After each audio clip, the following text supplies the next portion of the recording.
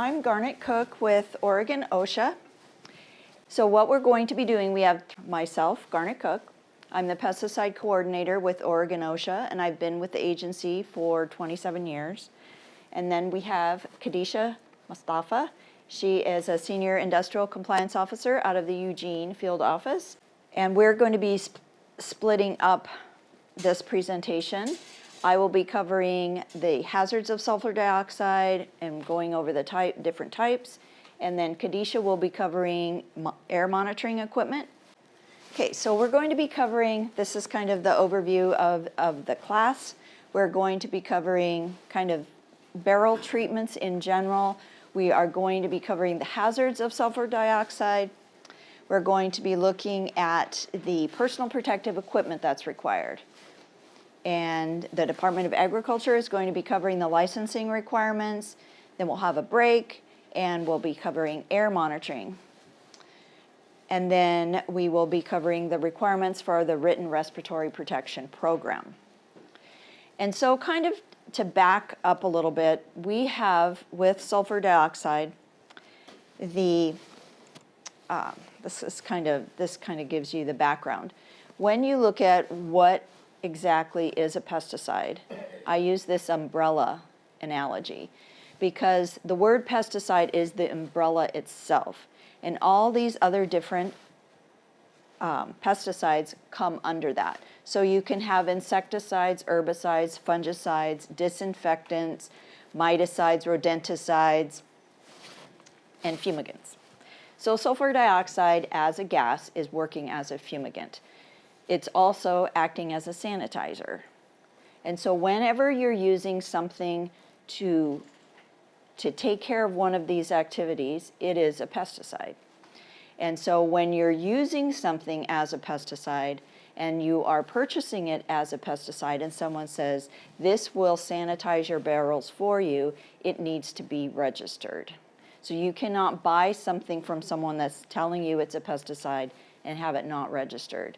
So we do have, and that's where we come to sulfur dioxide, because it kind of falls in a weird spot, a weird place, because you have different methods of using sulfur dioxide and generating it. You have it when you're adding it to the wine, when it's in the barrel, and that's not, you're not having a pesticide action at that point. So when you're putting it into the wine, that's not a pesticide. And you would not take a registered pesticide and add it to the wine. You would have to use one that is not registered. Even though it's the same SO2, you would need to use the non-pesticide one. So we'll get into that. But a lot of people will say insecticides are pesticides, but herbicides are not. They all fall within that pesticide umbrella. So when we are looking at barrel treatments, there are solutions that generate sulfur dioxide, there are sticks that you burn, and there is the SO2 gas, and then you have ozone. And so this, we'll cover the other ones to some degree, but primarily sulfur dioxide gas. So with these different types of treatments, you have the discs, you have the sodium metabisulfite and potassium citrate that you make a solution and then it's generating sulfur dioxide. And then you have the gas, the compressed gas. So when you're burning sulfur, you are taking a elemental sulfur and you're burning it, and that as it's burning, it's releasing sulfur dioxide gas. The hazard of sulfur dioxide is still the same. And so one of the issues is that these treatments are not registered pesticides, but they're being used as a pesticide. So more to come on the registration of these items, because remember the hazard is the same. And then, for example, on the sulfur, I think it was the discs, I found this online and I had to hit the translate button. And so at the bottom, I want to bring your attention to this. It says, this product is not considered dangerous, therefore it does not require an MSDS, and that is not true. So you will need to have a safety data sheet if you are using the sulfur sticks or the discs or the sticks.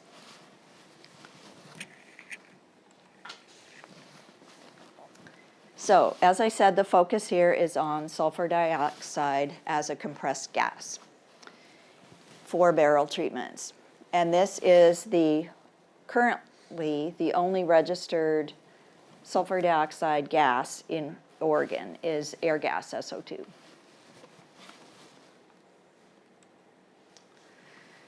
So, as I mentioned a little bit previously, there are two types of sulfur dioxide use in the winery. One is to add to the wine, and the other is to sanitize the wine barrels. And these are two different labels. So the one on your left, that one does not, that's a compressed gas regular label. It does not have any requirements for PPE on it, nor does it call it a pesticide. And so that is not one that you would use to sanitize a wine barrel. You would use the one on my right, but your left. So in looking up information on sulfur dioxide gas, there was this one little blurb on somebody's blog that I came across that these barrels are being gassed, and you can see that is a pretty tight area. And this individual said he had to take breaks in between the gassing to go outside and get some fresh air. So you can pretty much bet he was not wearing any type of personal protective equipment. So there are changes to this label. We recently, I think it was 2015 was when we got the registered. 2016. Only in 2016 did we get a registration for air gas SO2. We worked for some time on getting that label through the process because they were following the format of another label which had really outdated language on it. The personal protective equipment requirements were pretty much non-existent, and then it had extremes on it. For example, it said that if you were over 2 parts per million of SO2, you needed to be in an SCBA, like the firefighters wear. And so the label was pretty skewed. So we worked with the registrant, and I worked with the Department of Agriculture in both Oregon and Washington to get this label approved. And then we had to get it past the EPA's approval process, which is strenuous at best, because they look at things a little bit differently. For example, I had to argue with them about the type of cartridge that was appropriate. They have a very close relationship, or not close relationship. They're kind of stuck on organic vapor as the go-to whenever you needed a cartridge on a respirator, and they didn't understand that there's no carbon in SO2, and so they needed to use a different type of cartridge. So we got that through. So there are the new changes that you will see on the label. And we have copies of labels in your handout. We have copies of the applicator manual in the handout. And so what we've provided in this packet of information for you will guide you through the whole process and get you all going and up to speed. Because there are pretty significant changes. So there is a greatly enhanced label, as you noticed in that previous slide, that of the one that's used to put SO2 into the wine, that there was not much information on that label. The pesticide label contains a lot more information. And that the use of the product needs to be supervised, and then respiratory protection. When gassing or checking connections, there's requirements for for using a full face respirator, again, the cartridge that's appropriate for SO2 is an acid gas cartridge. And we have some of those to show you, so you'll have a really clear understanding of what it is that you'll need. And then remember that other label that I told you, if it was over 2 parts per million, you needed an SCBA. The new label says if it's over 10 parts per million, that you need a SCBA or an airline respirator. And then if 2 parts per million is exceeded at any time, anybody working in that area where the barrels are being gassed will need to be in a full face respirator. In addition, there are re-entry requirements for when you're entering into an area where fumigation has been occurring. There is a requirement, we're also going to go over the storage requirements because there are specific requirements for properly storing sulfur dioxide. And so that area must be locked and posted. We'll go over that in a little more detail. The cylinders must be secured to the wall because a compressed gas cylinder, if it falls over and that the end cap breaks off, it will be a missile through the building. And then corks will need to be labeled SO2 treated because once they're sealed in that bag and you open up that bag, if you open up that bag in a small area, some SO2 will be released as well. And so you don't want to become exposed at that point.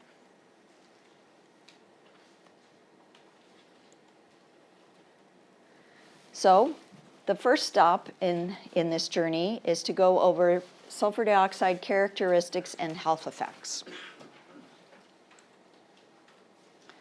So sulfur dioxide is a colorless gas with a strong, irritating, suffocating type of odor.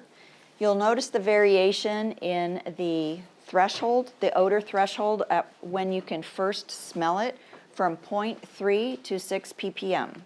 So 0.3 is pretty small, but not everybody will detect it at that level.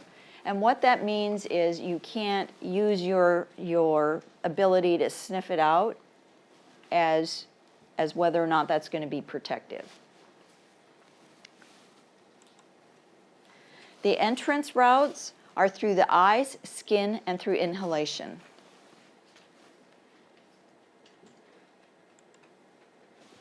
So SO2 is extremely irritating to the eyes, so it's going to result in great irritation and lacrimation, which means your eyes are going to run.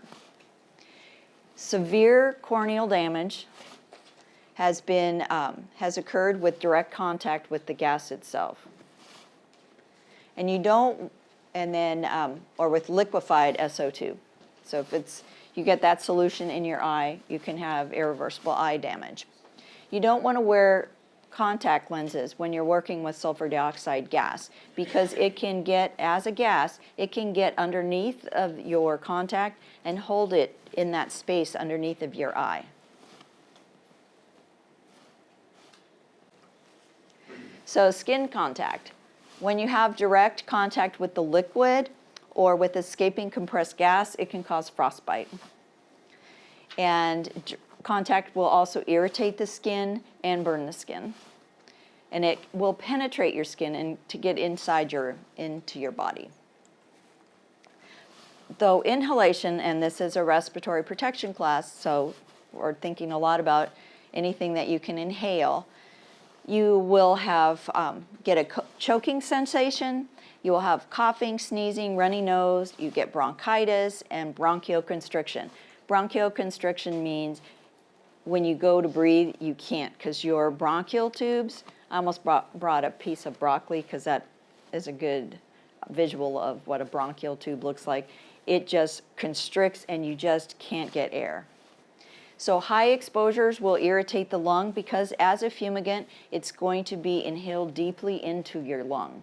When you're inhaling particles, they get trapped in the upper portions of the respiratory system, up in your nose and there's all these hairs lining your bronchial tubes and they are going like this to kick it up. And so as long as those are not overloaded, then you'll be coughing stuff up in the phlegm or blowing stuff out your nose. But when those are overloaded with particles, then they also fall deep in, or they fall into the lung.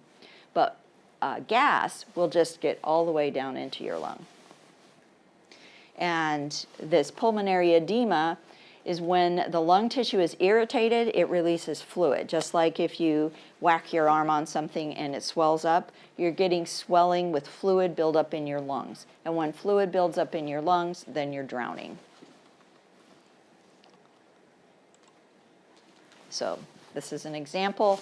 You have the one coming down is the trachea. And so if you all touch your throats, you feel the bumps. You can see the bumps on there. So that's what you're feeling, is that tube. And then it branches out just like on a broccoli.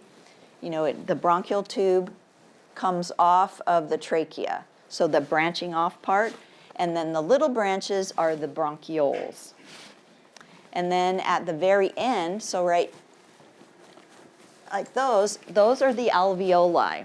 And so the other one that's really good that I brought in the past is a pomegranate, because that's what they kind of look like. And so that's where oxygen exchange takes place. So those are all the parts that are within your lung. And then the diaphragm is what goes up and down and causes the lungs to fill up and expand and contract. So it squishes the air in and out of your lungs. Let's see. And then obviously the pink stuff, that's your lungs itself. So this is the alveoli, where that oxygen and carbon dioxide exchange takes place. So it's right on the edges of those alveoli. And so it's a very, very thin membrane. So if you think of a pomegranate and how all the little pomegranates are separated by that layer, that's where this is taking place. And so if you get fluid buildup in these areas, that's the other reason why you can't, if you've ever had pneumonia and you can't breathe and you're wheezing, that's where that is taking place. You can't get enough air exchange happening, and so you don't have enough oxygen in your blood, and so you feel exhausted.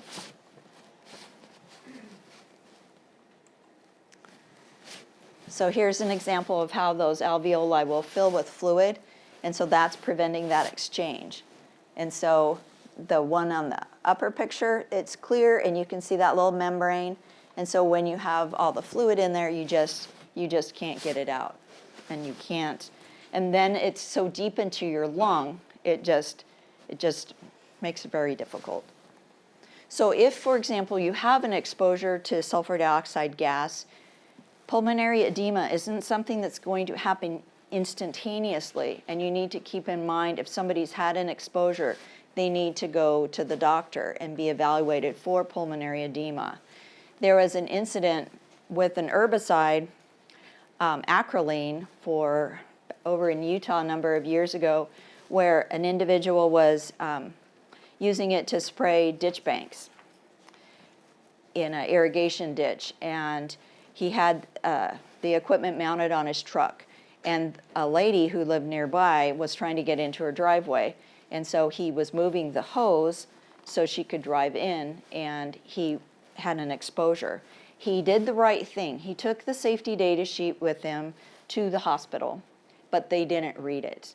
On that safety data sheet, it said, monitor for pulmonary edema for 24 hours, and they sent him home. So he was sitting on the couch. His wife got him all situated on the couch and went to go pick up his medications. She returned, and he was dead from pulmonary edema.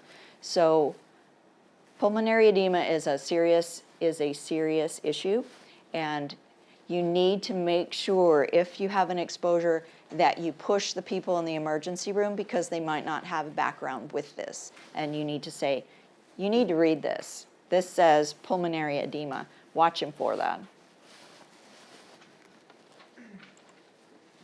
So this is a very clear example of when you get bronchitis, what your bronchial tubes will look like inside.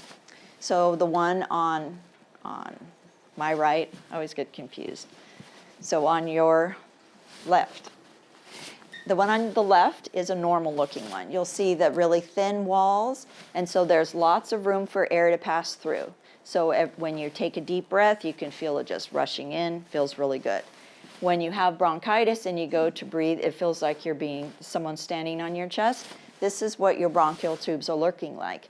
And if you've been near somebody with bronchitis, or your kids have had bronchitis, and you put your ear to their chest and they make this wheezing sound, like blowing air over a bottle, that is what's happening, because that airspace is so restricted because of all the mucus and inflammation that it makes that whistling sound.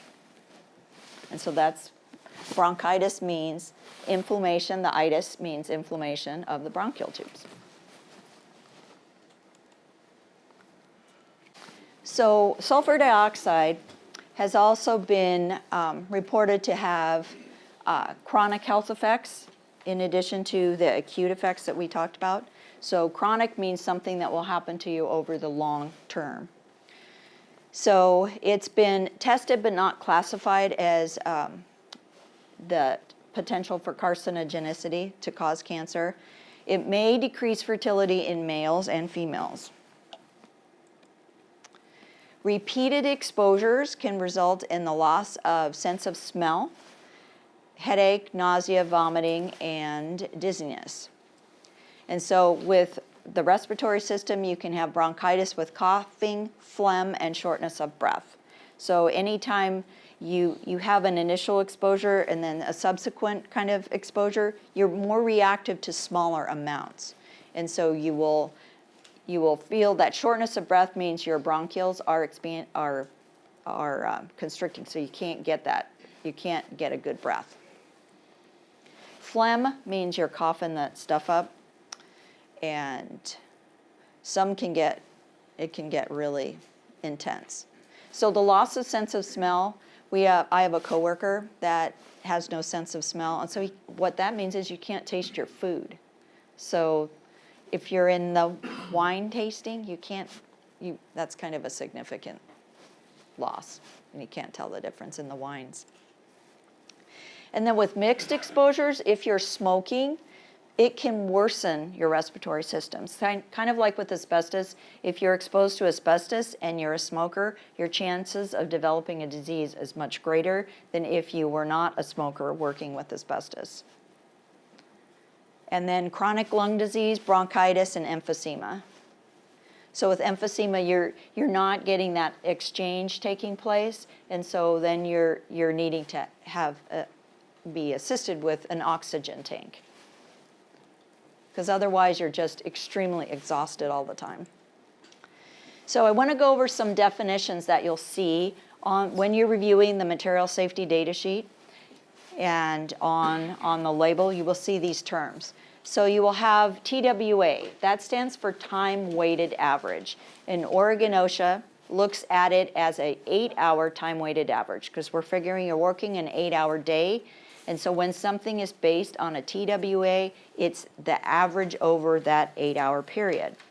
And so depending on what your exposures are, if you had a small exposure and was monitored over 8 hours, you might come in under that. But if you have a really high exposure, just in a short period of time, you could be over for that entire day.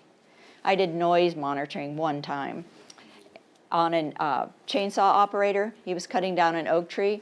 He was over for the entire day in a half an hour because that chainsaw was so loud. And so he could have gone and sat in a sound booth and still been overexposed.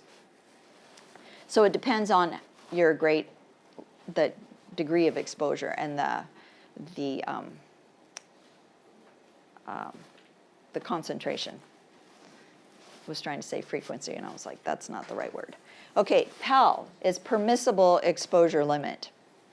And STEL stands for a short-term exposure limit. And then you have an IDLH. Firefighters, I saw you had a firefighter shirt on. They refer to it as I don't leave here. So that level is so high that it's just even being in there for a brief time is too much. So 1 part per million is 1 penny in $10,000. So everybody gets that correlation with parts per million. So here's a kind of a visual example. Here you have a bridge. It has a weight ton limit of 3 tons.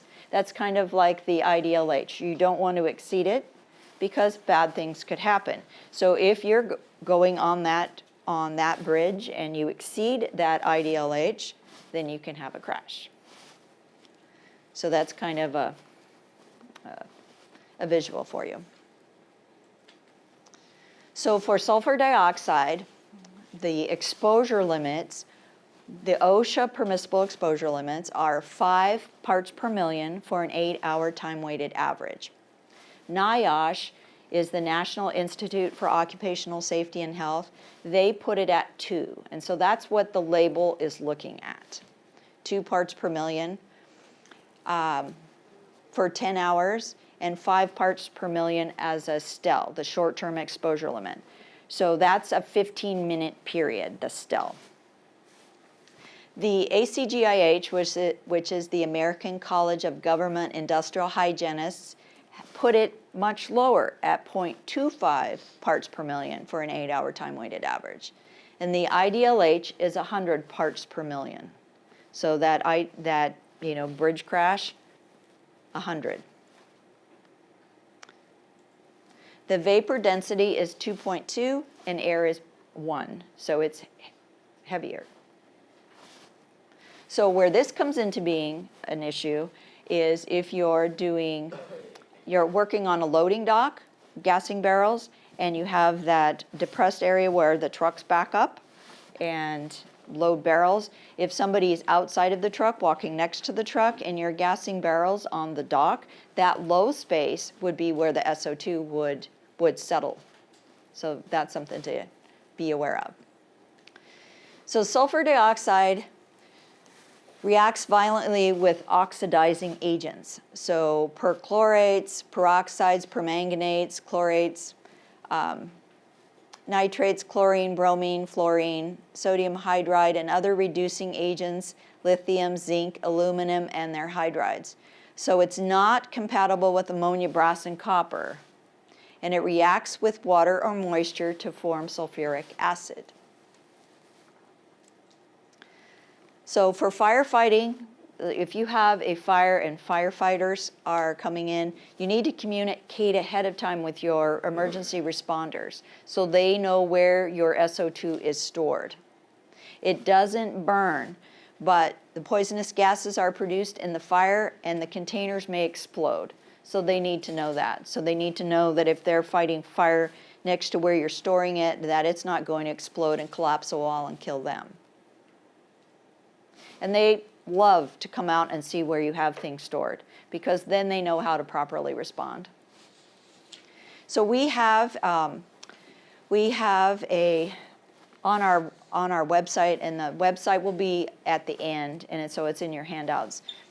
We have fact sheets on compressed gas safety, and so that sheet, this one here, it's on to how to properly store your compressed gas cylinders. And we do have some, I think you might all have one of those, but if you wanted to print it off in color on your color printer, they are online, they're in color.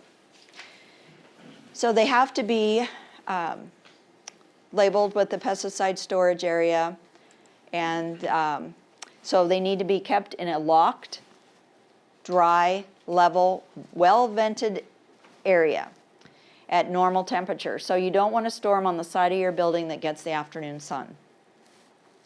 They need to have that pesticide storage sign. You need to make sure you're not storing them where it's near air intake to the building. So in the event there is a leak or a failure of that cylinder, that it's not going to go in your building. Or near an air conditioning unit, anything like that. There are a lot of buildings that are designed with their air intakes on the top of buildings right near their exhaust or right near where the trucks idle. And so that is a very common thing. So make sure you don't have your storage area stored like that. And do not store in a subsurface area because remember that it's heavier than air, so it's going to sink. So if you're going down into a basement with it, that would be a problem. And that you don't want the cylinders to exceed 125 degrees Fahrenheit, and don't store them with flammable liquid. And they have fusible plugs on the cylinders, and they're rated at 165 degrees. So you do not want to expose those cylinders to a heat source, including hot water, because that can melt those fusible plugs. And then you have this rapid release. So the cylinders need to be stored upright and secured to a rack or to a wall to prevent tipping over. And they should not be subjected to rough handling. So you want anybody moving them around to be gentle with them, that you don't want them to, think that they need to rough them up, because you want them, because they contain a poisonous gas, you want to be gentle with them. So use a hand truck or other device to make it easy. And do not remove the valve cap until immediately prior to use, because once again, it protects the plug outlets. So when you have a spill, you need to come up with a spill prevention or spill response ahead of time. So when you plan for an event to happen and you have taken steps to kind of go through, okay, if we have a catastrophic release of this, what are we going to do? And so if you kind of plan and work through it, even use it as part of one of your safety committee meetings and say, okay, we've had this release.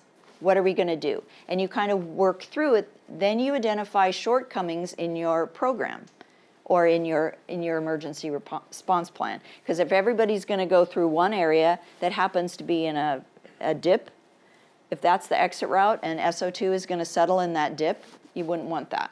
And so working through it, playing it out will help you to identify those things. And then if you have an event, you're well ahead of the game. So if you've got a spill or leak, so somebody has identified that it's leaking, you want to evacuate the area. You cannot go into that area when the levels are unknown without wearing a self-contained breathing apparatus if you're entering into the area to secure it. So you want to move a leaking container out to an area that's extremely well ventilated, so way outside, downwind from your building and where your people are. And you don't want anybody to enter into that area until it's been ventilated, and monitoring shows that it's below 2 parts per million. For work practices, for pesticides, the label is the law, as you all know. And so you have to follow the entire label, not just parts of it, not just the PPE requirements, the entire label. And it comes with it. So they're not going to give you just the cylinder and say, have a nice day. When you're purchasing it, as Colton will explain, you have to have a license. And they will make sure, because this is so hazardous, they will make sure that you are equipped to deal with it. So this is a copy of the label. It is a restricted use pesticide. And it will tell you that it is danger poison. And you all have a copy of that, by the way. And so this is what you need to follow. Treatment for signage or signage treatment, you will have the placard that says the area is under fumigation. This keeps bystanders from wandering into the area that are not equipped to be there. And it will give the information when they can go back in and when the treatment occurred. It's kind of hard to see, but these are corks that have been treated, and they're labeled SO2 treated, so that when the person is going to go and open that package of corks, that they know that they have been treated and they need to open them in a well-ventilated area. Okay. We'll get started again. My name's Khadijah. I'm a health compliance officer from the Eugene Field Office with Oregon OSHA. And essentially what I do is when you guys see me out in the field, I'm the person you don't want to see generally. I'm showing up to do a workplace inspection. And I'm going to make sure you're following the label and you have your PPE and all those things. That being said, I generally have a big smile on my face. I'm out there to help you guys. It just doesn't feel like that all the time. I have cards here. You're welcome to reach out to me should you decide after the end of this conversation that you want to talk to me anymore. I'm always happy to answer questions. I would much rather have someone reach out to me, ask me a question ahead of time, than have me come out to your work site and find out there's a problem at that point. Call me and I'll give you everything I can to get you set up to succeed to begin with. All right, that pitch aside, I'm going to talk about air monitoring. So a big part of what I do for work is test the air that you as employees are exposed to figure out what are you inhaling, what are you exposed to, how high are those exposures, and what potentially do you need to protect yourself, how do we need to change the work to protect you, and essentially I give you what I call keepers, little medical records for later on in life when hopefully you don't need them. Hopefully your exposures are low enough that that's not an issue. I'm going to talk a little bit about the equipment that you can use because of the label, essentially. The label says you've got to do some air monitoring, and I want to make sure that that doesn't seem, I guess, too arduous, because it really isn't. It's not that difficult to do, as long as it's accessible to you guys. So what is air monitoring? We use different pieces of equipment to monitor the air that you are breathing to find out what kind of exposure you have. There are passive air monitors, and there are active air monitors, and there are real-time air monitors. That's really all you need to know about that. So why do the air monitoring? One, we want to know what you're exposed to. The only way we can make sure that exposures are safe is if we know what the numbers are. If you don't have data, you don't know what kind of PPE to wear, you don't know what kind of respirator to wear, and you don't know what you're being exposed to. So if you don't know what you're being exposed to and you don't know what the levels are, how do you have... I have to stand over here now. If you don't know what you're exposed to, how do you know what type of respirator to use? How do you know how often to change those respirator cartridges out? You need to have the data, you need to know the numbers. The other reason why we do it is for the happy feel-good feelings, right? We want to make sure no one gets hurt, no one gets sick. Sulfur dioxide, as Garnet went over, is a pretty toxic substance, and it can negatively impact your life forever. So knowing what you're exposed to and mitigating those exposures is important. And then the last reason you're going to do air monitoring is because the label said you have to, and we're going to enforce the label. So you have to, unfortunately, right? Now the label says, if you guys have a copy of it, you can read it. I've put the text in here mainly because it's really dense, right? So it says the air concentration level must be measured by a continuous gas monitor or a direct reading sulfur dioxide detection device. What does that mean? Do SO2 air monitoring. Figure out what happened. Figure out what your exposure is. And the next paragraph says a whole bunch of stuff. And what does it mean? Do air monitoring. And here's how you're going to do it.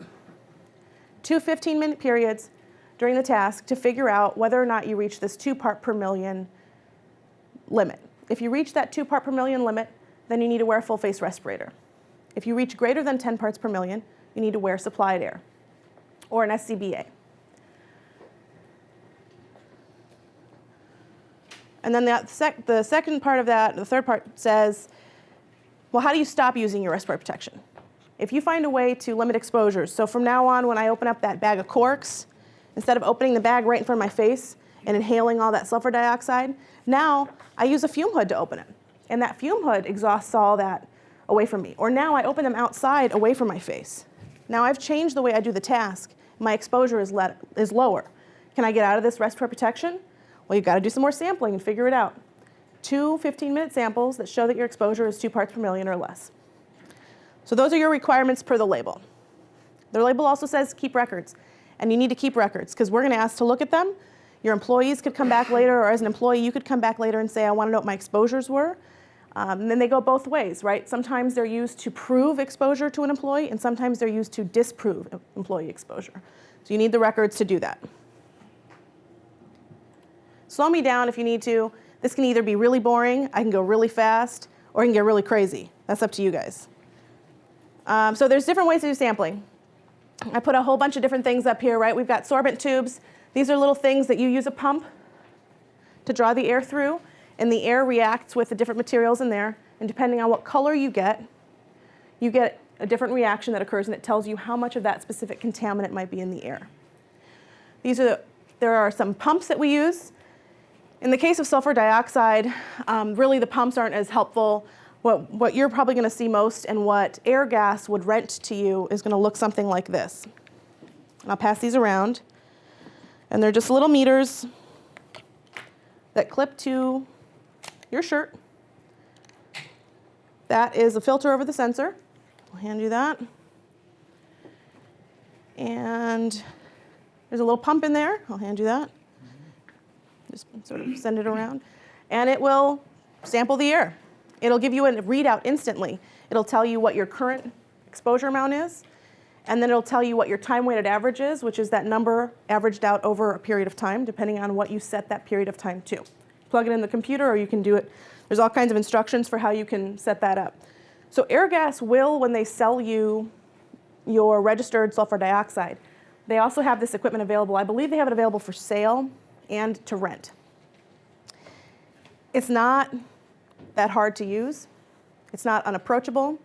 This is something that anybody can do. There's videos online from the company that makes those that are torturous. They're super slow. The guy is very careful in explaining every moment of how you use it. So it's hard for me to watch, and I think it would be hard for anybody to watch, but it walks you through every step of the way. It's not something that you can't do. And you have to. So there's a couple different options for how you get it done. You can use a meter like that. You can use a meter like this. This is an instant sort of screening tool that you can use. And what this does is you put in a chip. It's really easy to use. You put the chip in, and you follow the instructions, and it tells you, it takes samples over a period of time, and it tells you what the readout is. This is a tool that you could use to, when you're, say, opening up the bag, or when you're lighting the wick and dropping it in. You could use this tool to figure out exactly what amount of sulfur dioxide is being released at that moment pretty quickly.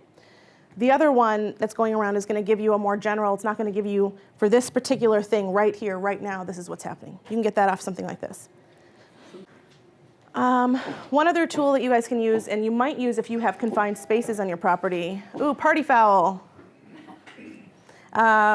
is a four-way gas meter. And this will test for your level of oxygen in the air. It tests for the lower explosive limit. So it basically determines whether or not an area is safe for human occupancy based on whether or not there's different contaminants, carbon monoxide, hydrogen sulfide, things like that. Firefighters are going to use this if you've got something burning. They're going to use a tool like this before they go inside.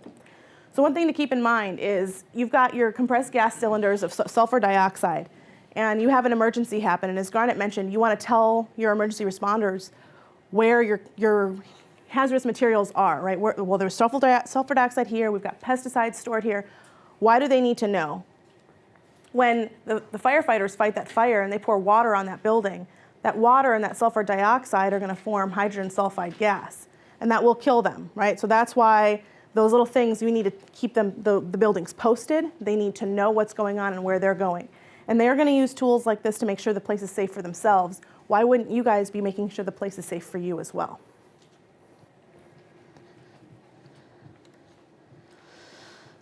Garnet already went over this a little bit. The main things that I like to cover with sulfur dioxide, if you're an asthmatic, you're going to notice the effects a lot sooner. Now, you can't ask your employee, do you have asthma? But if you know someone that has asthma, that works in that area, that's the person you want to say, hey, we're going to be using sulfur dioxide today. I don't want you in that area. I want you out of there, because they're going to be your first, they're sort of your canaries. They're going to identify it first. They're going to notice the negative, harmful effects first. And yes, unfortunately, right? And then the other thing is that one of the ways that this harms your body is it blocks these pulmonary stretch receptors. And Garnet kind of went into this, but essentially those stretch receptors work in concert with your diaphragm. So your diaphragm allows you to expand and contract your lungs, the whole thoracic cavity. Those stretch receptors stop, they actually inhibit certain muscles so that you can have that stretch occur. So when those pulmonary stretch receptors go away, they don't come back, and your ability to expand your thoracic cavity goes away. It's most acute in children and in actually very fit people. So the fitter you are in this case, the worse your exposure to sulfur dioxide is.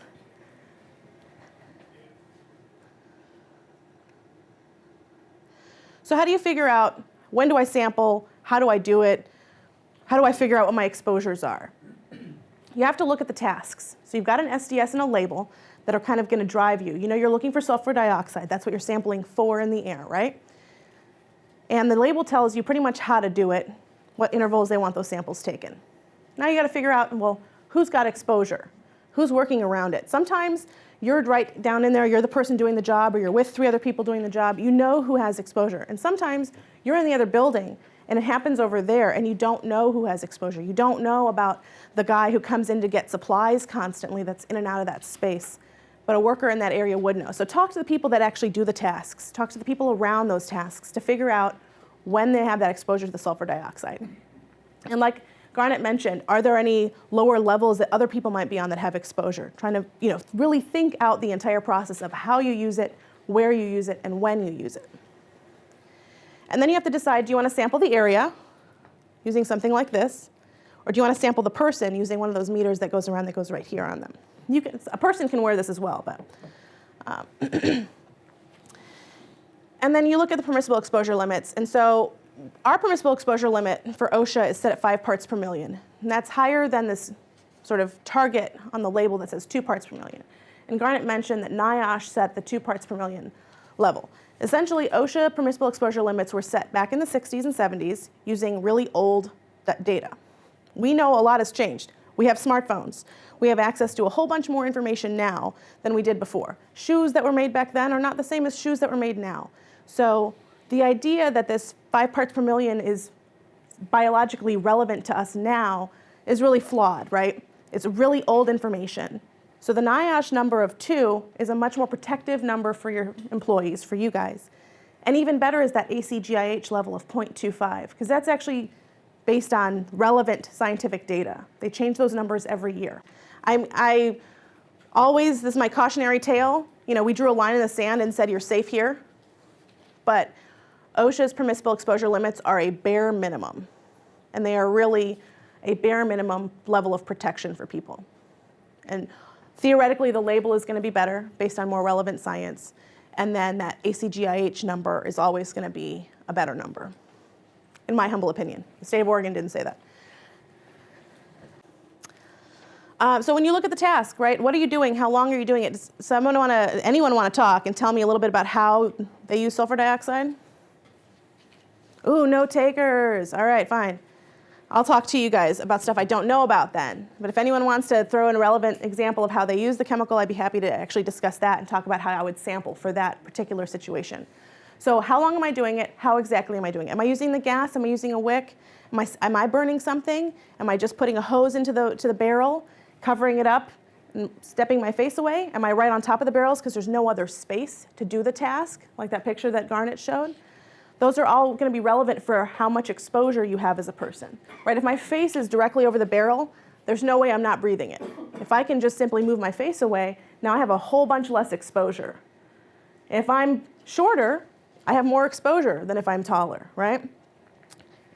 Am I doing this indoors, outdoors? Is there ventilation? Is there some way to put a snorkel hood up, snorkel drain over where I'm doing it so that I can make sure that if there is anything that's kind of leaking out the sides, that it's being captured?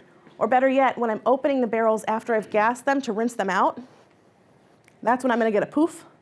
As I open it up, all that residual that's been in there is going to come right out at me.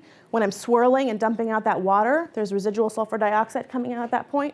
All along the task, once that sulfur dioxide has touched the barrel, left the container that it's in, once it's been actuated by fire, you have exposure until it's gone, which means you're outside and you've been exhaling for a long time. Then it's gone. That's not a scientific term. This is a really bad video that didn't load. There was a better video of myself and it didn't load either, so we're not going to watch it. So how do you get your sampling done? How do you kind of come into compliance with this rule, with the label? We got a couple options. You can rent the equipment yourself, figure out how to use it. You can call SAFE or your workers' comp provider and ask them to come do sampling. You can call us at Oregon OSHA. We'll come out from our consultative side and do sampling for you. I didn't bring any of those consultation papers, did you? Did I? But our website's on there and it's on the front page. But that's where you guys call us for consultation. You say, I'd like you to come out and take a look at my facility. by the way, we're going to be doing some barrel gassing and we want to know what our exposures are. Can someone come do industrial hygiene monitoring? It's free of cost. They'll give you a report when you're done, no alleged violations. Why, by the way? Well, I'd like to make the distinction between sort of what I do, which is an enforcement. You know, you don't necessarily want to see me, but our consultative side, you do. You want to call them because they'll come out, they'll give you a report. When I come out, I'm coming out in an enforcement capacity, and I'll give you alleged violations, theoretically.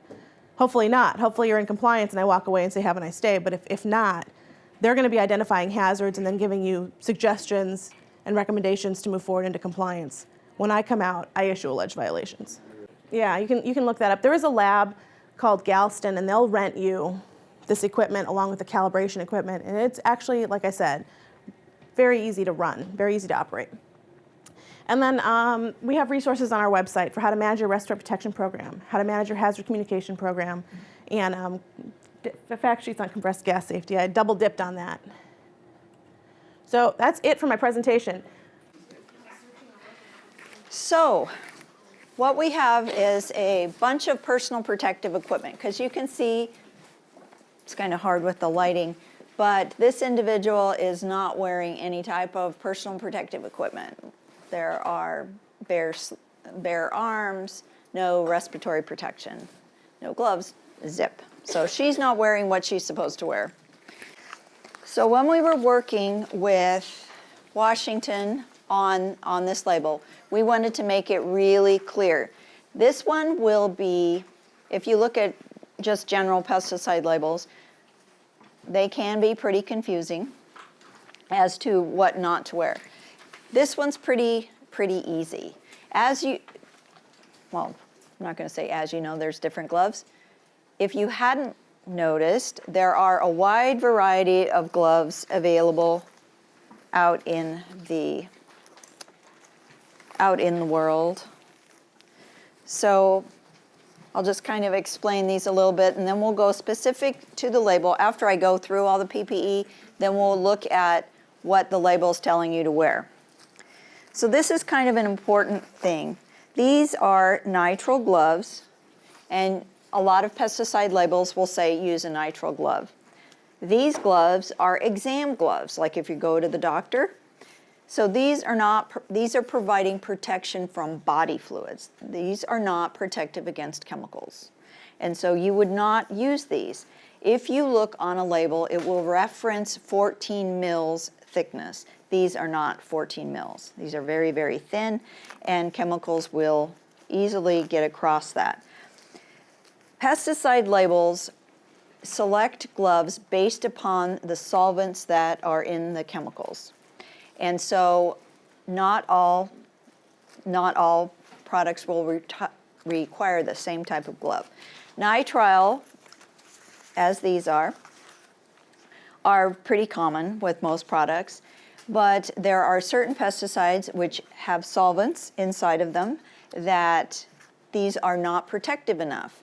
Labels are going to be changing, so please pay close attention, because if it says specific types of glove, like barrier laminate or Viton, these would not work. If you have a label that says use category G, currently category G allows the use of nitrile for only a slight amount of time, or unless there's contact, then you have to change them. So these only give slight protection for things like chlorpyrifos, for example. So you would use a different type. Now, as the labels change, they will go away with that category G and say, use this type or this type. So if you're using something that's not on the label, you would get cited for using the wrong glove. So on here, it will tell you that these are 15 mils. So since they are greater than 14 mils, this would be acceptable, okay? For just if the label's calling for it, not for SO2. These gloves, they look sturdy, but what's wrong with this? Lining. Right, lining is not acceptable, so you cannot use lined gloves. These are butyl rubber gloves. It says butyl right on them. They are, I know they're thick enough, but it doesn't give a thickness on here. I like these because I'll pass these around too. They have, they're really grippy, so you can get good traction. Traction's not the right word, but grip. I said grippy. But I'll pass these around. So these are acceptable as butyl gloves for use with sulfur dioxide. All right, then Kadisha has some other gloves here. Yeah, so that you said Viton. I'll be able to put it Viton. Oh, good. Where'd you get these? You know, I called the supplier and I asked them to send me samples for exactly this purpose. Oh, so I got wow. some samples. That's another Viton. And then these are 14 mil butyl. Okay. So these are, when I just said the category G, these are Viton gloves, and these are, when I looked up a pair of Viton gloves, and I can't imagine that these would be the same one, they were like $178. And it was weird because they didn't come, they came either super thin, less than 14 mil, or like 28 mils, and that wasn't one in between. But that's cool, you got some. So, Just call the suppliers and tell them you need to try one sample. so I want to, while I'm talking about Viton and barrier laminate, because those are the ones, like I said, for chlorpyrifos, I want to show you the difference in these.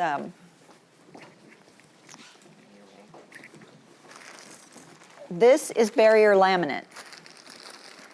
It's extremely thin. It does not have a thickness category for the gloves. I don't have barrier laminate gloves, but I have this apron. So this one is very, very, very thin, but it's protective against all kinds of chemicals, even at this very thin level. So I'll pass this around too. This is one that's required for sulfur dioxide, or an option given. So there's this one. And then this one, also resistant against sulfur dioxide gas. But it's much thicker, and it seems much more substantial, but either one of those would work. And this would work for when the label calls for a chemical resistant splash apron. This one would also work against any type other than the thin chemical resistant apron. So this one would hold up more. But when you feel the thicknesses, one seems really more substantial. So that's when it comes to things missing, when we come out and do pesticide inspections, it's the chemical resistant splash apron that's often missing. Okay.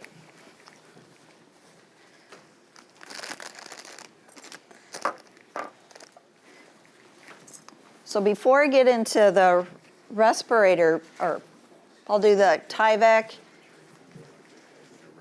Okay, so on eye protection, when it calls for chemical resistant splash, or chemical resistant eye protection, sorry, I couldn't get off the aprons. Safety glasses offer the ones, do I have any in there? I'll see. Okay. The, oh good. These type of safety glasses do not offer any type of protection if a splash hits your face. These are chemical splash goggles, not very stylish, so if you're concerned about, looking really cool, these don't make you look cool. But they do protect your eyes, because if you got a splash, it's not going to go inside. It's shielding you. And if you wear glasses already, you can wear your glasses wearing these. These look a little bit more cool, but these also offer chemical resistant splash. These do not. These are like the ones more frequently we see people wearing. Gardner, are those goggles that you just held up, do those have any kind of ventilation in them, or are they going to farm? Indirect. So if it gets splashed from the front, it's not going to go in. Okay, next up we have We have Tyvek. This is Saranex. So not many labels anymore call for chemical resistant coveralls. And we'll pass these around. This has been coated, the seams are coated. When people wear rain gear as a chemical resistant suit, that's bad because rain gear, what's it designed to protect against? Rain. And rain's not gonna corrode your skin. And if it gets in on you, sure, it's gonna be annoying and you're gonna end up being wet all day, but it's not gonna kill you, or it's not gonna make you sick. And so the seams on garments like these are designed to protect you from the chemicals leaking in on the seams. The manufacturer has specified that these are chemical resistant. So that's the key that you're looking for. If it says a chemical resistant whatever, that the manufacturer has said it's good for chemicals. If it says it's waterproof, that doesn't mean it's good for chemicals. It's because again, water is not going to, unless it's acid rain or something like that, it's not going to affect you. So there are Tyvek that are just designed to protect against dust. Like the people that work in semiconductor plants, they're trying to keep their body cells from flaking off, from impacting the product. So it's keeping everything within the garment. So, or working with asbestos, that's a particulate, and so it is stopped just by the coverall itself. Then if you're wearing, how many of you do landscaping? Okay. So one of the things with landscaping that we don't have a rule for, but I want to bring it to your attention, is that when you are out spraying and you're getting in your rig, you're driving around obviously and you're going out and spraying, getting in your rig, back and forth, you're contaminating that rig if you have anything on your clothes. If you're wearing a coverall, and they do make them in blue so as not to attract attention, then you can take them off before you get in the rig or before you go home for the day. You don't want to ride home in contaminated clothes in your personal vehicles because then you're exposing your family to it. And so having, for example, something to change into before you go home, that's one way to do it too. But just keep that in mind. We don't have a rule that says you cannot ride home in your contaminated clothes if you're a landscaper, but I would be remiss if I did not, give a shout out to that. So, yes, we should. Did somebody say something? Oh, okay. Okay, so so you look for the manufacturer's it will say on it, good against whatever. Like those aprons. Because you have to do a little bit of research sometimes, like for sulfur dioxide. It's talking specifically about the types of materials that you need to protect against. All right. Oh, before we go on to that, we will look at, so if you have that page, let me briefly talk about cartridges first. So,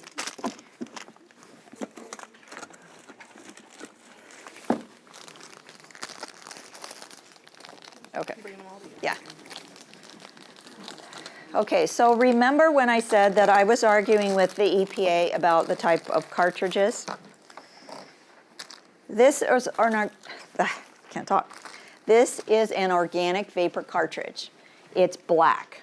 The different types of cartridges are color-coded, because as you can see, these are all different. There's pink, and then there's green, and then this is olive. So they all mean something different. And they will all say on the little band what they protect against. The go-to standard is organic vapor. On most pesticide labels, if it calls for a cartridge, you'll see organic vapor. Sulfur dioxide, as I mentioned, has no C in SO2. There's no C. And so organic vapor is not going to be protective against that.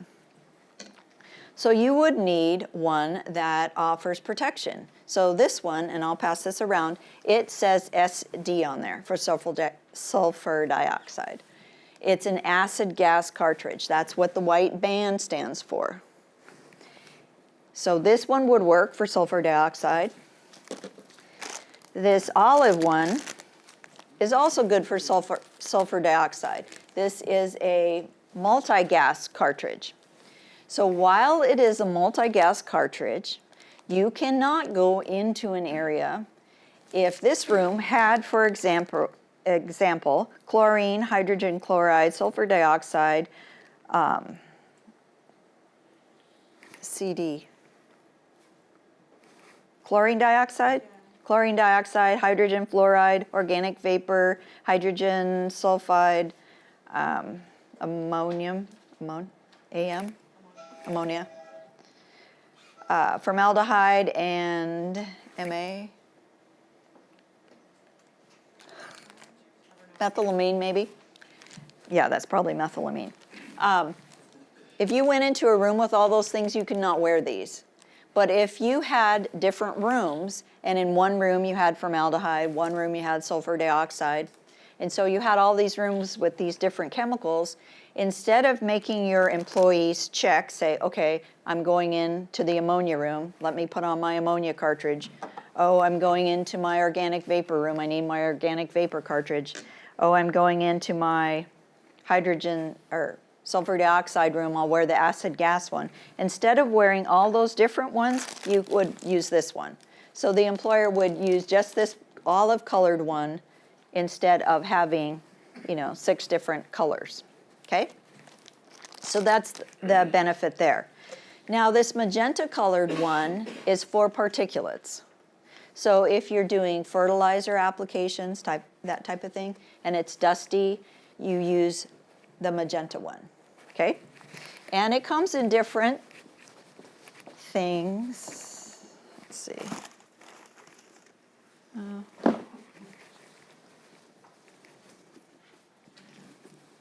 might not have a bunch. I was thinking you guys were all wineries. I would have grabbed my other box.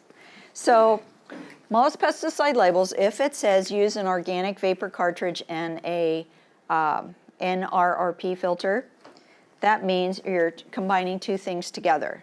And so this is what these look like.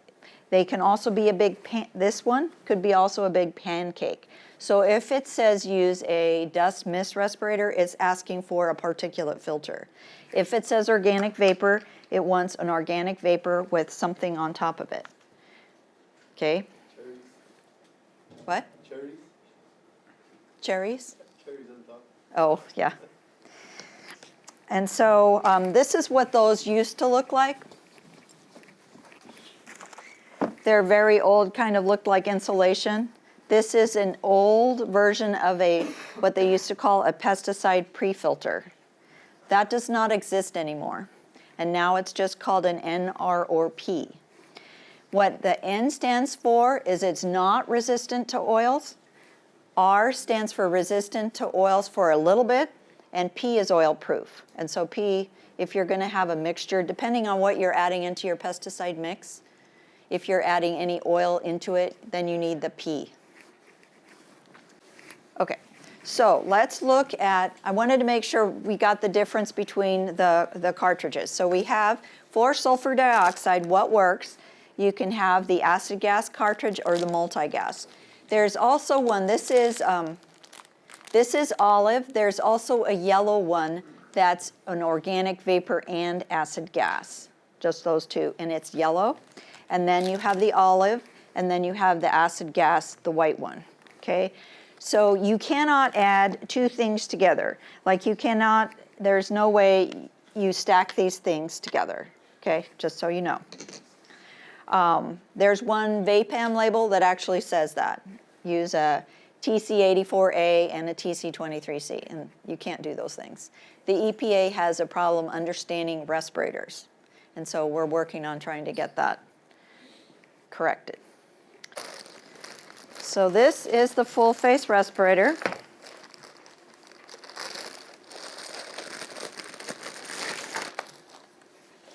You can see it covers the eyes, so you don't have to worry about splashes to the eyes. So it's got full face, and so you would use either the acid gas cartridges. I think these go in here, yeah. Or you would use this one. These are kind of spendy, so I'm leaving them in the wrapper. But so you would use 2 of them here. So some of the gas masks will only have 1 off to the side, so I wanted to make sure that you saw it with 2. Okay, all right. So we've got the respirator. I'm going to hold it up. What else does Kadisha need?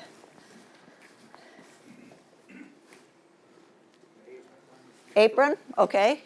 Would either one work? Okay. Okay. So I'll pile this on Kadisha. Okay, she's got an apron and a full face. What else?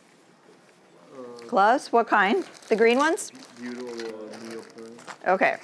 So the good grippy ones? Oh, the Viton? Okay. Anything else? Chemical resistant boots. Okay. So here we go here. We're going to pretend like these fit my feet. Does she need anything else? Coverall. Okay. And chemicals? Okay, so does it say she needs the coveralls or does she need the apron? Or does she need both? And either chemical resistant Okay. apron and coveralls over a long sleeve shirt and long pants, or chemical resistant overalls. Okay, so if she was using these, she would not need the apron. Okay. See how that's done? So what you can do at your work site is you can practice that. You can have all the PPE out there, and then you can make one person read, and the other person say, okay, dress him. Is it right? Did he pick the right stuff? Or she pick the right stuff? Okay? And you can put something weird like Vapam, the soil fumigant. When we were doing, we were getting kits together for the inspectors to use and to go out and find out when we're doing the fumigant inspections what we needed. I called up the technical person at Vapam, and I said, because on the label it did not say what kind of gloves to use, and I wanted to make sure we picked the right one. And they said, he said, just go on down to the store and get yourself a pair of yellow dishwashing gloves. And he didn't pay attention when I called, and I went, excuse me? And then, of course, I had to tell him who I was, and he's like, oh, well, So, yeah. Back that up, yeah. So you need to really, if it sounds weird when someone gives you a response, you need to push more or call. We have I think it's in this box.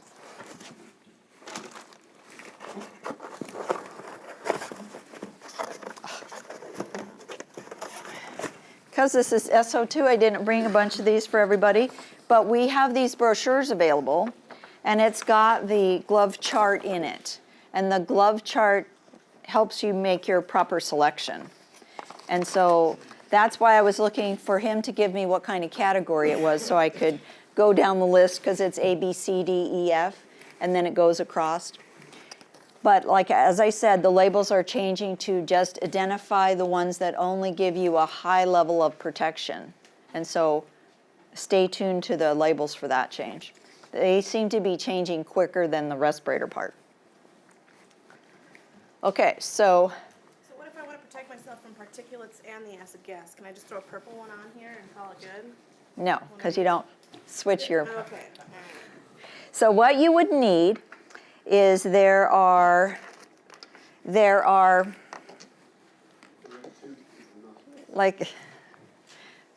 you can do a joint, these snap onto the acid gas. So it provides particulate and then the chemical cartridge portion, okay? So it would be something that has to snap on. You have to make sure you get the snap-on feature by the same manufacturer, because otherwise it will fall off. Like, I don't know if this one doesn't go with this specific type, but it would go onto it. Now, another one with the sulfur dioxide, you can use a gas mask. I don't have one of those because they're pretty spendy, and I haven't acquired one. Those have canisters, and I think there's a picture of a canister on here. But the canister, or you can go. I was just going to pull one up for you. Oh, okay.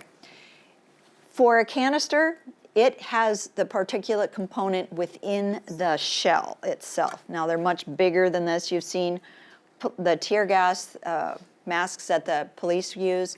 Those are gas masks. Those also have a particulate protection inside of those. So there's nothing on a canister. You don't snap anything onto that. Oh yeah, show that one, because it's got the, yeah, that's the one I wanted. I wanted to get one of those, but I wanted it for sulfur dioxide too. Okay, so you'll see that one only has the side mount. Guess why they only have one on the side? Exactly, exactly. So depending on if you're right-handed or left-handed, you wear it on the opposite side. Now, you'll notice that has the olive, like these, and it also has that purple strip. You all see the purple strip? That means it's got particulate protection, okay? Okay.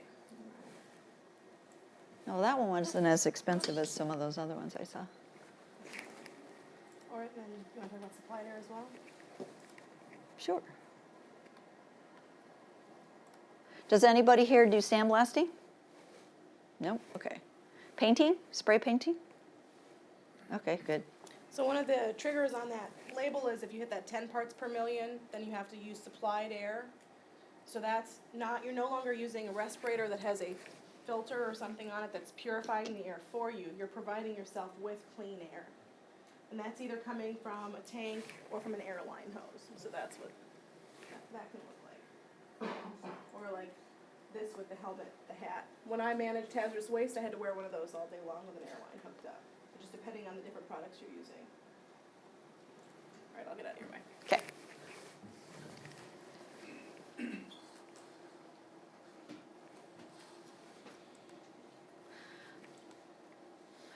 All right. So everybody has the blue book. Let's see. This blue book here. So while it says agriculture, it's got this helpful feature in the back. There are 2 discs in it. This first one is contains a customizable written program. So I just wanted to bring this to your attention first. And this one is a training CD. It tells you how to train your employees on respirators. In 2 languages or just one? It's in one. We have the training is in 2, in Spanish, and I think it's got subtitles in English. No, I think it is both, Spanish and English. So we're going to go over the written respirator program because this is a respiratory protection class. So you need to have these different elements. You need to have somebody that's in charge of the program. You need to identify the inhalation hazards of your workplace. You need to then, once you know what the hazards are, then you can select what type of respirators you need. Do you need particulate respirators? Do you need organic vapor? Are you doing something with sulfur dioxide? Do you need acid gas? So if you're at a vineyard and you have a vineyard and a winery, then you've got 2 different situations happening. And you have to have, before a person puts on a respirator and does work, they have to have a medical evaluation. If it's a half face, full face, if you're requiring them to wear a filtering face piece, you have to have that person medically evaluated, and we will go over what that is. Then, when you're wearing a respirator, if you look around the room, everybody's got different shaped faces. So one size does not fit all with respirators. And then, in order to make sure the person knows how to properly store their respirator, you have to do training. and you have to make sure they know how to properly put it on. Because I've been driving down the road and I see people with respirators, right around their neck, and it's like, that's not going to protect them. I've seen people with it just over their mouth and not over their nose. It's like, really? So they have to know how to properly wear them, and they have to know that if people are wearing surgical masks and they think they're protecting them against particulates, that's not working, because a surgical mask is protecting from the person wearing it, exposing others. It's not from going the other way. So storing respirators is important, because if you keep them in the sun, this rubber is going to degrade and crack and become brittle. So when you go to put it on, it's going to break. And then if somebody needs to go out and spray, then they're like, my respirator just fell apart. Then they can't spray that day. And then if that's the only sunny day for 3 weeks, the incentive is going to be, well, I have to go do it. I'm just going to, obviously you can't hold your breath that long. So it's going to put the employee at risk. And then one more thing is the program evaluation. And so in that first CD, there is a appendix with exhibits, and there's an program evaluation form.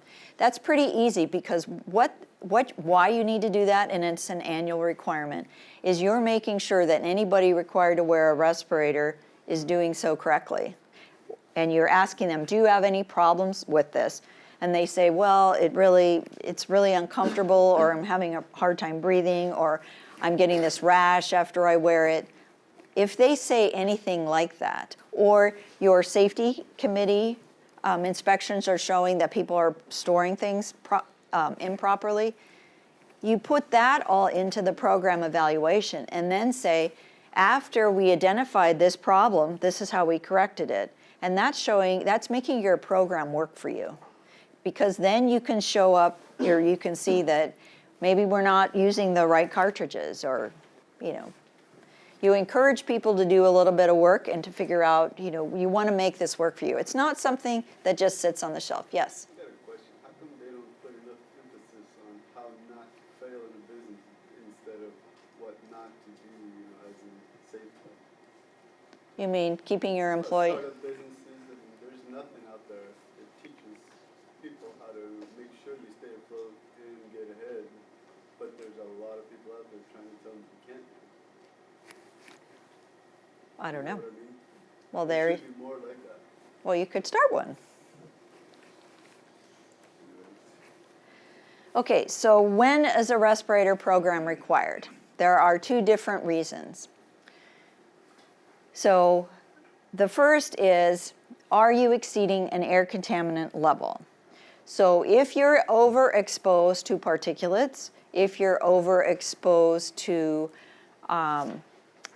sulfur dioxide, any type of air contaminant, you need a respirator program.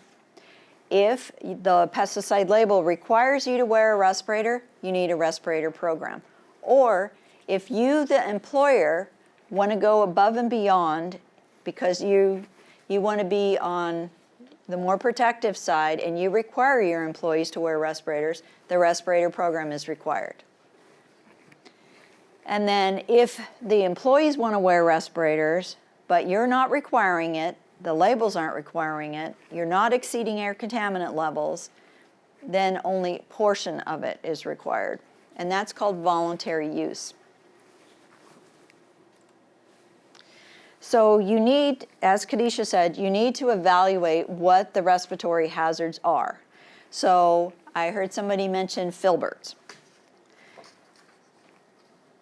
So filberts involve a lot of flailing. I'm sure you've all seen as you're driving past when they're prepping all the dust and the dust clouds that, extend out into the road or way above the trees.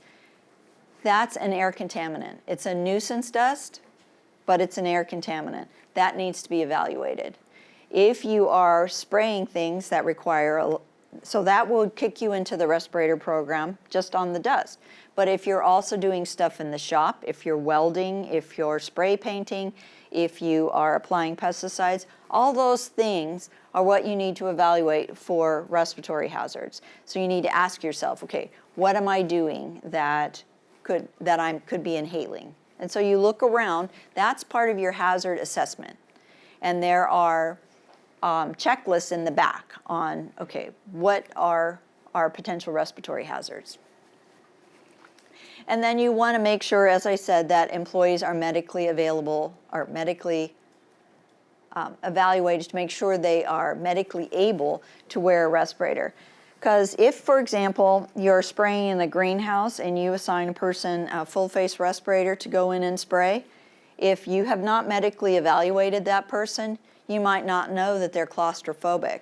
And so when they put this on, they go in the greenhouse and they're spraying away in the greenhouse, and then they start freaking out and panic and rip off their full-face respirator, they're in a hazardous situation. And it's not as bad as if they're out in a field and freak out and rip it off their face. But if they're in an enclosed area and do so, it's much worse.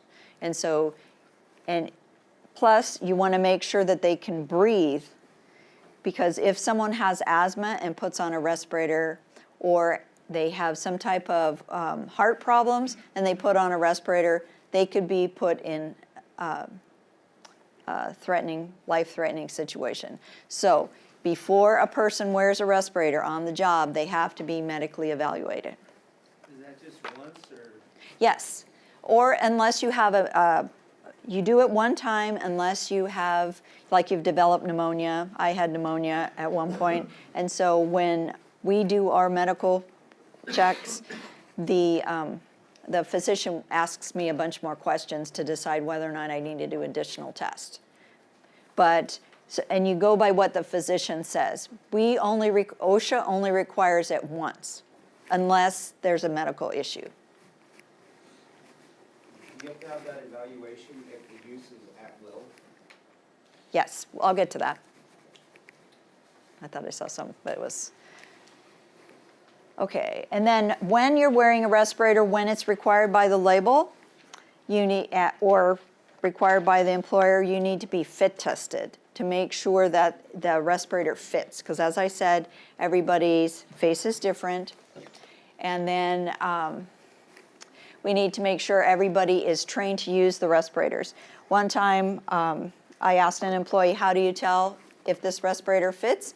And he put it on and he bent over and he shook his head to see if it would fall off. And I'm like, no, that isn't good. Okay, but the purpose of the program is to make sure these things get done. It gives you a list of things to do and to accomplish, and then you can keep it in a binder with all these different tabs for medical evaluations and fit testing. So we'll go through each one of these. So the first step, though, for respiratory hazards, it's to try to engineer it out so you don't have to wear personal protective equipment. That's the first step. So Kadisha mentioned, I don't know, you called it the sniffer, it's like a vacuum hose, like what? Snorkel. So like if you're welding here and you have the snorkel that comes and sits right next to it, so as you're welding, it's sucking it away so it doesn't even get anywhere near you. So it's taking it away. Or you're working in the fume hood back there to where it's not coming out because you've got the air that's sucking it out. And so it's not coming out and you're not being exposed. So that's engineering it out. So, or substitution, substitute less hazardous product for what you're doing. And then respiratory protection is the last defense, is last resort. And then when you have to wear a respirator, then that's when the respirator program kicks in. And so, the hazard assessment. You know, do you apply pesticides? Of course, everybody's here for pesticide credits, so it's assumption pretty much everybody does apply pesticides. And then do you weld? Do you have a welding shop? And then, do you ever enter a confined space? And do you spray paint or do you fumigate? So these are things, or you can add, do you have hazelnuts? Are you flailing? Are you applying a lot of fertilizers? Are you applying stuff, with a lot of dust? Are you doing roof treatments and, scattering the zinc sulfide? Zinc sulfate all over, and you're inhaling that. So make your assessment. What are you doing that you could be inhaling? Or sanitizing things. Power washing trucks using hydrogen fluoride. That's really super, super nasty stuff. That's like one of the red flag things, because hydrogen fluoride, which a lot of truck washes use, it has this thing for calcium. So if you get it on your skin, it's going to go to your bone, and it replaces your calcium with fluoride. And it's extremely painful, pretty much like glass shards under your skin, and you can never get it to go away. And you can die with less than 2% on your body. But that's in aluminum wheel cleaners and things like that. So it's out there. But look for HF. It's not HCl, it's HF. So beware of that one, because you have to have a special cream called calcium gluconate. So if you've got some on you, you put this calcium gluconate on it. Remember how I said it likes calcium? It will stay up in that cream rather than go to your bone. So, yeah, keep your bones. So on the respiratory hazards, there are dusts and aerosols. There's fumes, mist, gases, so that's the sulfur dioxide one, vapors, smoke, and oxygen deficiency. Now, would a mask like this, well, pretend they're on there, would one like that with the cartridges on help you if there is not enough oxygen in the air?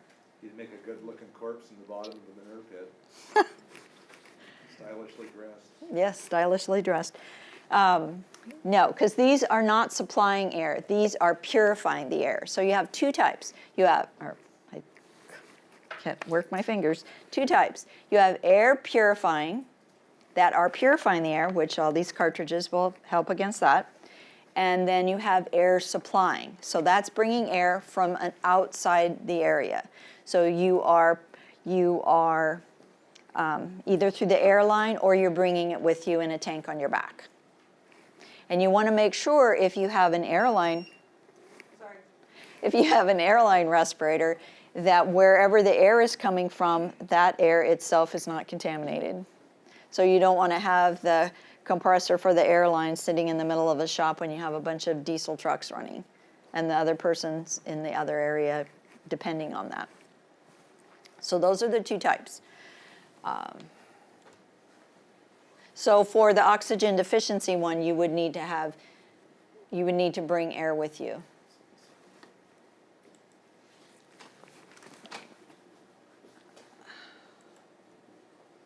Okay, so these are looking at when you're trying to figure out what you need to do, if you need to air sample or if you need to go by the label. For pesticides, you read the label. The label is the law. The label will tell you if you need to wear a respirator or if a respirator is required. And I know this says material safety data sheets. Now they're called safety data sheets. So for any other air contaminant, you look to the you look at the safety data sheet to see what it's telling you to do as far as respiratory protection. So is it a chemical component or is it a particulate component? Now, of course, those paying quick attention out there when I talk about filberts and nuisance dust, nuisance dust doesn't have, you can't go find a safety data sheet for nuisance dust, but there is an air contaminant level for that. This is weird. Okay, you want to make sure, so these are the gases of concern for wineries, and I know not everybody in here is the wineries. So oxygen, so going into tanks You want to make sure that there's enough oxygen. Carbon dioxide, carbon monoxide, and sulfur dioxide. And then the disinfectants, when you have mists associated with cleaning operations and you're using a power washer with the disinfectant in it, you can have the mists that are hazardous and you would need respiratory protection for that. So carbon monoxide, 50 parts per million is IDLH for carbon monoxide, okay? Or sorry, not IDLH, permissible exposure limit, 50. I was thinking of, so carbon monoxide, what it does in your blood is it knocks it knocks the ability of oxygen to travel throughout your body because you have the heme molecule and it replaces CO, kicks that off of there. And so you can't transport oxygen around in your body. Carbon dioxide is an asphyxiant. And that's 5,000 or 50,000 parts per million.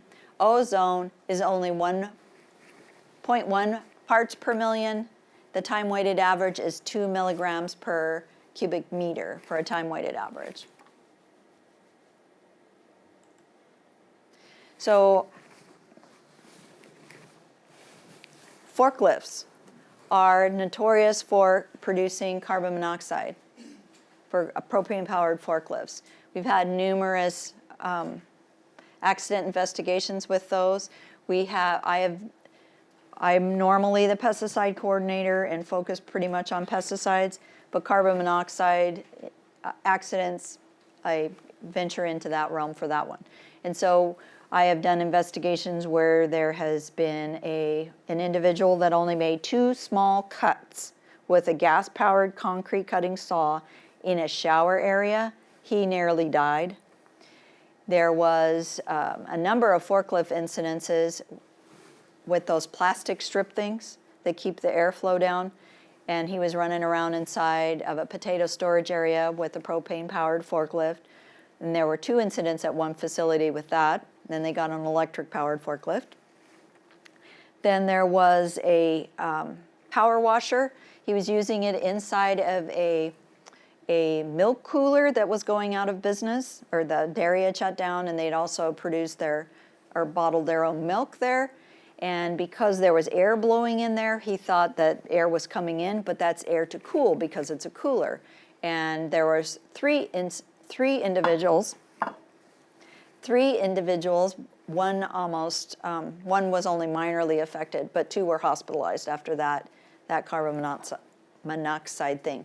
So we have had a fatality where an individual was using a bucket inside of a truck to go to the bathroom, and while there was a compressor running, and there was a fatality with that. We recently had a second incident with another bucket in the back of a work truck. So beware of forklifts that are propane powered. Make sure they're properly maintained and make sure that there's a carbon monoxide alarm in there if they're running around inside of the building and the building is small.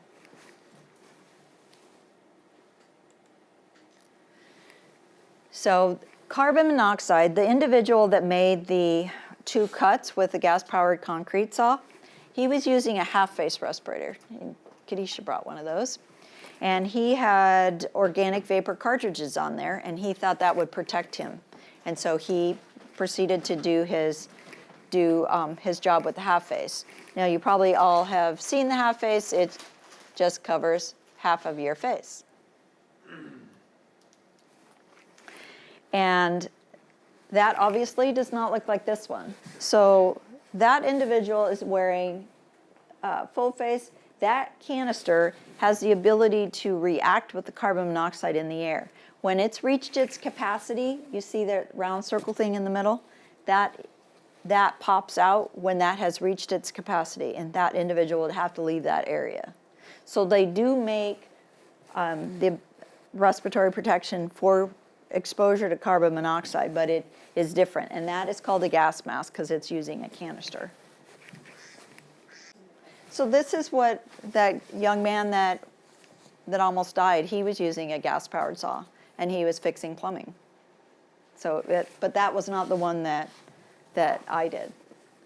And then farmers using, that's another, those two examples I have done accidents with, but those were not pulled from my inspections. So anytime you're operating gas-powered equipment inside of a structure, you get carbon monoxide poison, or you're at risk. So for air contaminants, we have an air contaminants code in our codes, and it will give you. So the table Z1, that's where you would find it for general industry, and then in ag, it's still table Z1, but it's in our ag rules, and it will list all the different chemicals and what the permissible exposure limits are.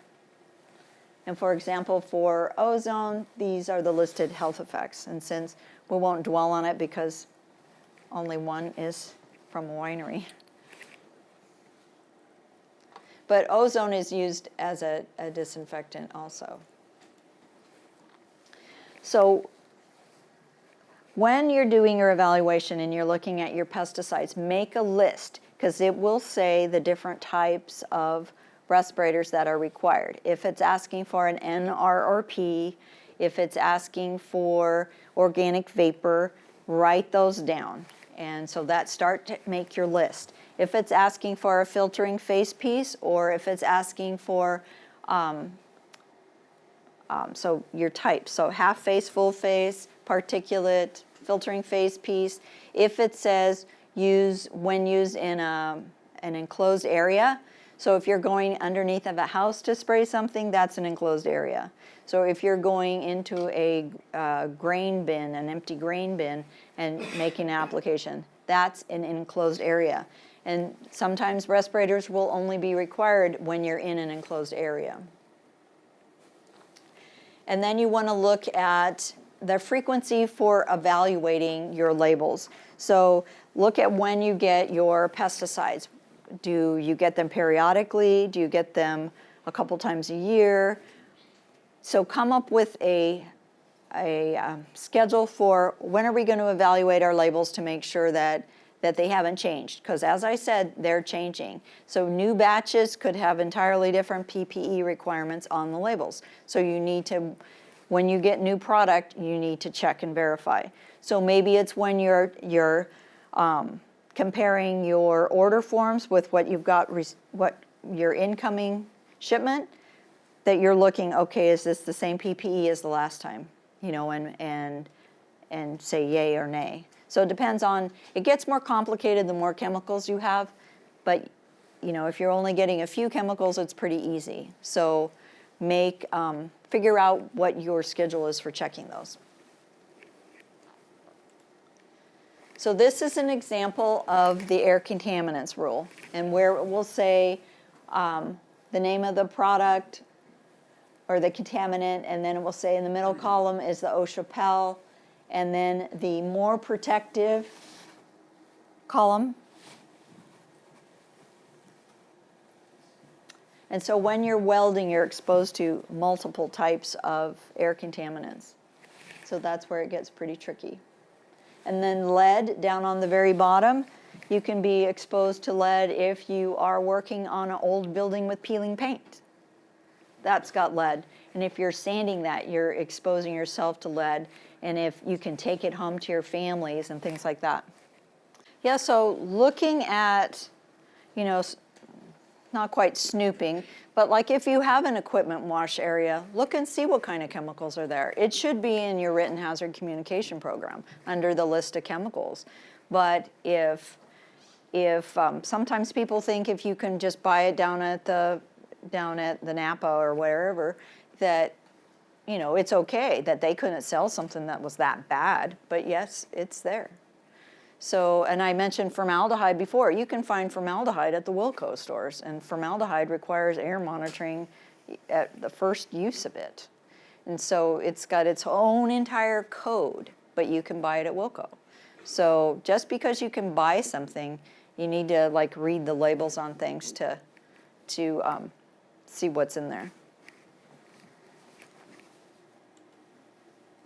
Okay, so the written program that's on that first CD here is super easy to fill out because it will have a spot where the red is there that says, you know, you just fill in the blanks.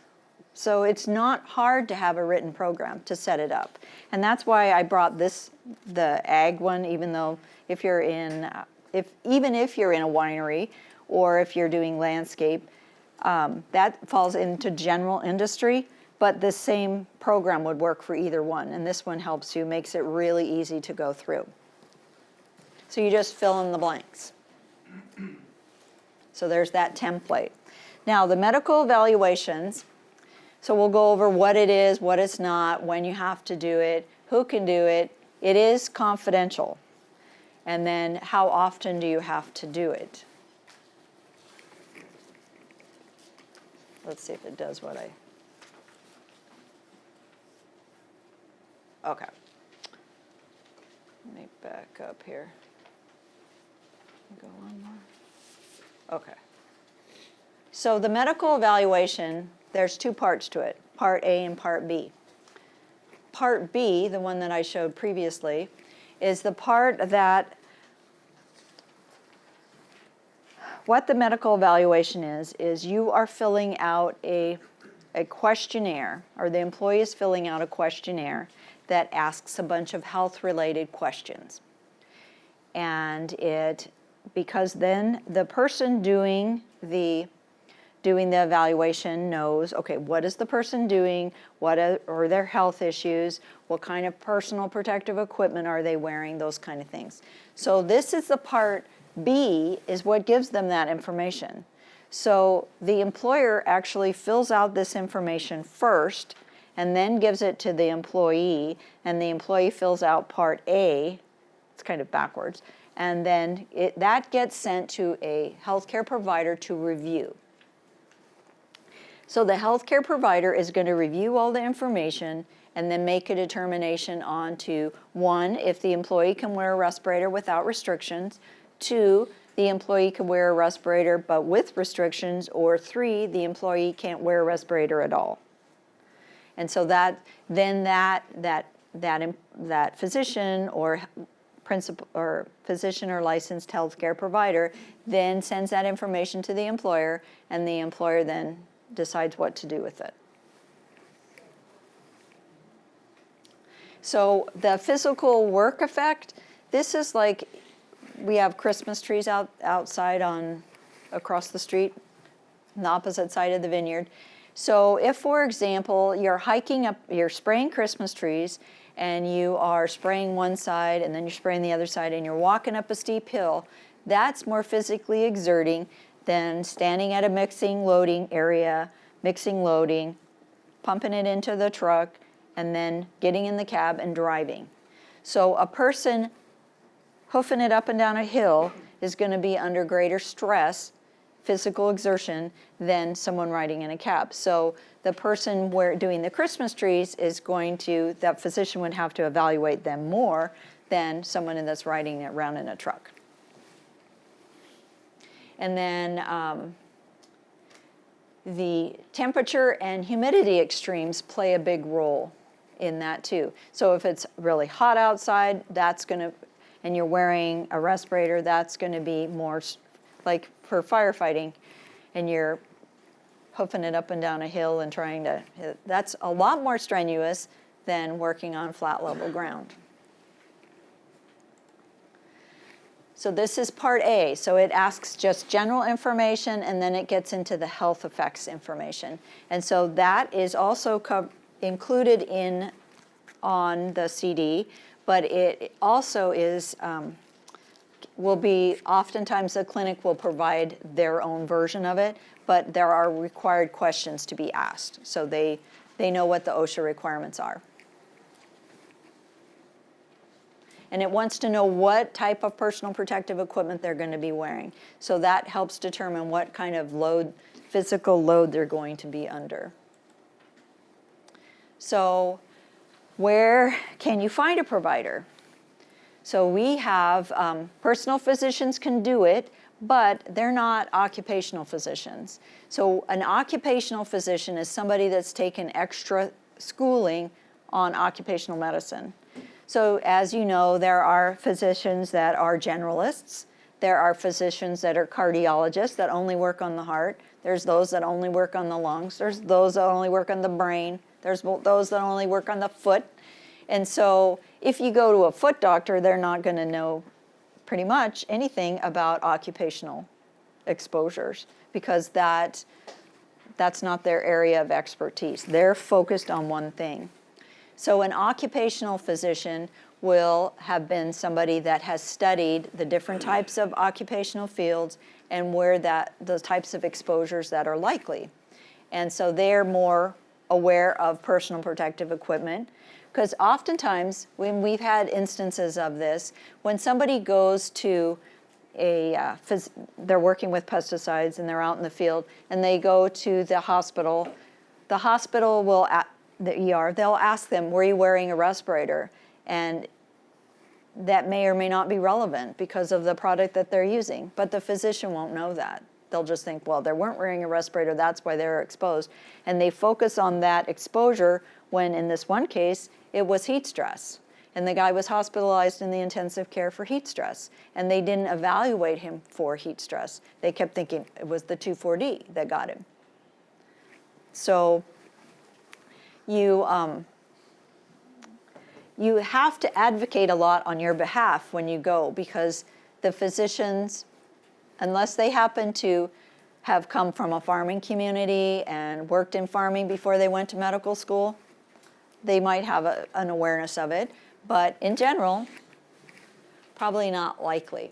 Okay, so that's my pitch on personal physicians as not the best choice, but it's not prohibited.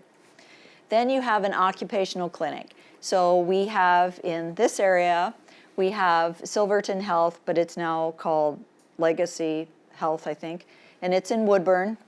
And they have a business center, and how you work this process is you call them and say, well, I need to have my employees medically evaluated. You go on a little tour, they tell you what they provide, and then they will send the forms to your employees. They don't necessarily have to give them an exam. So they want to know first if there's questions that they answered that are concerning to them, then they will. And they say, we need to see this person. But they can pass them without the checkup. But, let's see. And then Providence Occupational Health is another local option, and Salem Occupational Clinic. There are some online services, but you need to make sure that if you use an online service, the person working it up on the computer, you cannot help them. You cannot do it for them, because remember, it's HIPAA protected. And so they have to be able to work the computer. Some of these clinics can also do fit testing, so that's also beneficial in hooking up with an occupational clinic. So like if you're working with your Wilcos or your Wilbur Ellis's or any of your suppliers, say, what's new with this?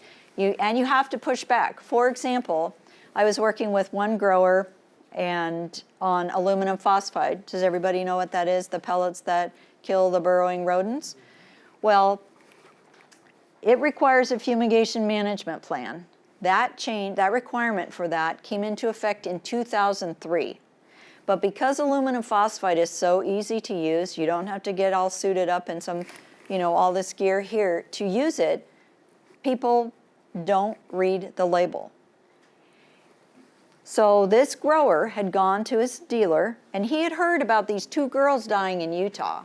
When it was put within 7 feet of their home, it traveled through the vole holes. Oh, I thought that was me. It traveled through the vole holes and into the structure and sickened the entire family and killed an 18-month-old and a 4-year-old. And so he had heard about that because he's a volunteer firefighter. And so he asked his dealer, and they said, nope. And so I come along, I asked him for his fumigation management plan. He's like, what? And I said, it's on the label. It says you have to, and it's for burrowing rodents, it's a 1-page sheet We have it available on our website, plus a map of where you made that application. It's not hard, but it walks you through the steps. Because that particular product, it was almost taken off the market in 2000 when a 5-year-old died in North Dakota, when her father made an application in the front yard, again, traveled through the burrows, up into their crawl space, sickened the family right before they were gonna take a vacation, and killed the 5-year-old. They almost took it off the market, and the manufacturer said, if we make them do a fumigation management plan, and they follow these steps, can we keep it on the market? Because there's nothing else that does it like what we need it to do. And the EPA said, okay. But they didn't do this big old dog and pony show and put an announcement out and put flyers on the caps that said, wait, stop, new requirements. They didn't do that. And so nobody reads it. I've only found one out there. And lots of people use aluminum phosphide. And fire departments don't know what to do with aluminum phosphide. So there was 11 people sickened up in Washington State last year. It's bad stuff if you don't use it properly.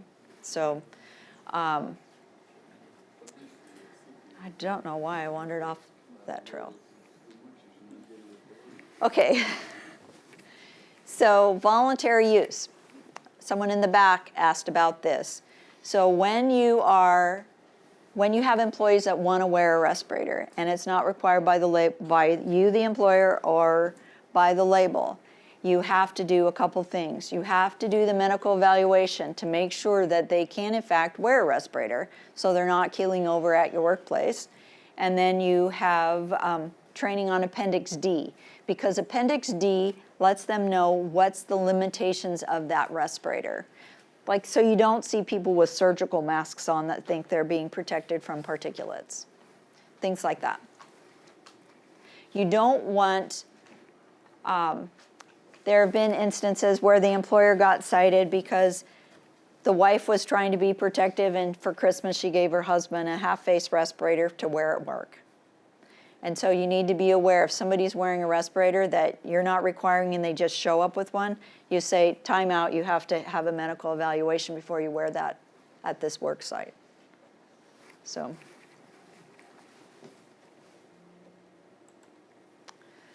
this is kind of a version of what you will get back and you will keep in your respirator program. Is that okay from the physician? So the physician will say, yes, they're okay, or they have limitations. They can only wear the powered air purifying respirator. So does everybody know what a casco helmet is? It's a helmet and it's blowing air in, or it can be like it's not a helmet, but it's like a hood. And I'm making all kinds of noise. The air is blowing into your face piece, but it still has it's got bigger cartridges than these, but it's an air purifying respirator, but it's powered, so it's got a battery. So these actually work really well if you're really in a hot area, because the air is cool when it comes into your face piece. It's a loose fitting. It doesn't seal tight against the face, but it has air blowing in, so that if a person can't wear a tight fitting respirator, then that's the type that they would need to use. One of my growers, and I'm possessive about my growers, he had emphysema and was recently diagnosed, and the physician said nothing to him about wearing a respirator. And I told him, I said, you cannot wear a respirator. When you can't breathe, you cannot wear a respirator. If you have to spray, because he's his main guy, you need a powered air purifying respirator. And so I showed him what kind, the various types. And I said, that will help you to breathe. If you can't have somebody spray for you and you're going to still be spraying, this is what you need. So fit testing, we're going to go over the different types, what it is, what it isn't, how often do you have to do it, and when it's required. So, and I remembered that from we talked about it a little bit, but I wanted to reiterate, on the medical evaluation, OSHA requires it as a one-time deal. So what you can do, if you have had a medical evaluation and you're changing jobs, make sure you get a copy of that, because you can take it to your next employer and you can say to your employer, I've been medically evaluated here, as long as your work activity is the same. Say, for example, if you're a firefighter and you're wearing an SCBA, you've been fit tested for the SCBA, or not fit tested, medically evaluated for the SCBA. But now you're going to be using a different type of respirator. You want to kind of make sure that they're the same. It's not, the medical or fit testing from the military doesn't extend that way because the use is so different. So for fit testing, there's two different types of fit testing. You have a qualitative, which is when the respirator is on, the wearer is exposed to an odorant, something that smells, an irritant, something that's going to irritate and make you cough, or a taste agent, which tastes really bad. And as you're being exposed to that, the person has to breathe, obviously, move their head from side to side, up and down, and making faces and bending at the waist and talking. And I guess it's, okay. So they're doing that, and what they're doing is they're checking the seals to make sure that as you're moving your face around, that it's not going to break that seal, because you want it to be tight against your face. And you need to, this is one that's based on the employee's ability to communicate and say, yes, well, you can see, obviously, if they cough, but if they can taste it, that's not something if you're doing the testing, you can tell the person can taste it or not, unless they make a face, because a bitterant is just going to, like if you suck on a lemon or something, it's just going to make you pucker your face up. Yeah. CS. Yeah, whip off. Then they make you take, in the military, they, excuse me, they put you in like a box truck kind of thing, and then you have to take off your mask so you know why you need to wear it. And so on the industrial side, they don't do that for fit testing. And so you need to report, I have to get water, you need to report if you either smell it or taste it or start coughing. And the reason being is because then you need to have a different style. So, okay. Make sure I go over who can do fit testing if I don't. I think I will, but.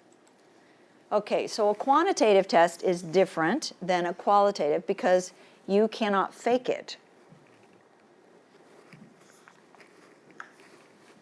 So there's a machine that you're hooked up to, and there's a couple of different types. There's one that compares what's on the outside compared to what's on the inside of your face piece. And then it gives you a fit factor. And so that's the ratio of those two things.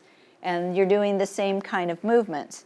Now there's this new device called it just went right out of my head. It's not called anyway, it's a weird, we use it in our office. I'm not the one that does it, so I can't remember what it's called. But it is really weird because you hold your breath. And it makes no sense to me. But it's measuring the pressure inside of your face piece. And it's an expensive unit, but if this was, everybody in here was in the winery sector, the wine association or someone could actually purchase this device and then go around and do the fit testing for all the different wineries that are part of the association. I mean, I think that would be a logical thing because it's expensive, but it's really quick, and you can get through it that way. So you need to fit test your respirators when using tight-fitting respirators. So if you're using a Casco helmet or a powered air purifying respirator, you do not need to do fit testing because it is not tight-fitting.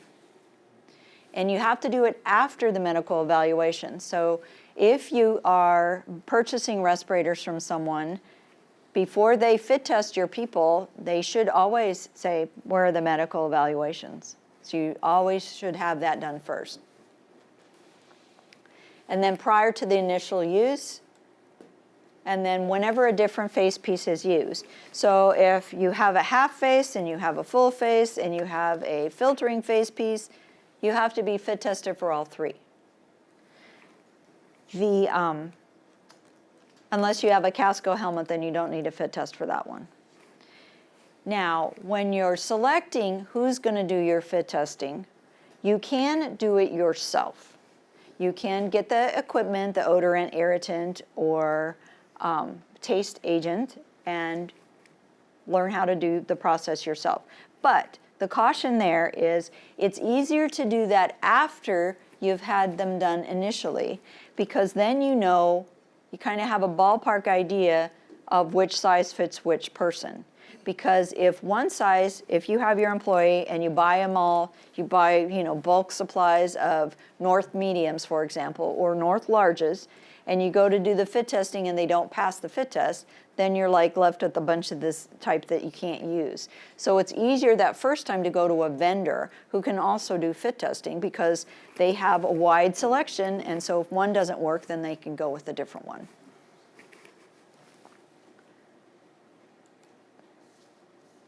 And you need to do fit testing every 12 months after. So it has to be every year that you're doing fit testing, okay? So in the handy dandy respirator book, there are fit test forms so that you just basically fill them out and keep them in your respirator program.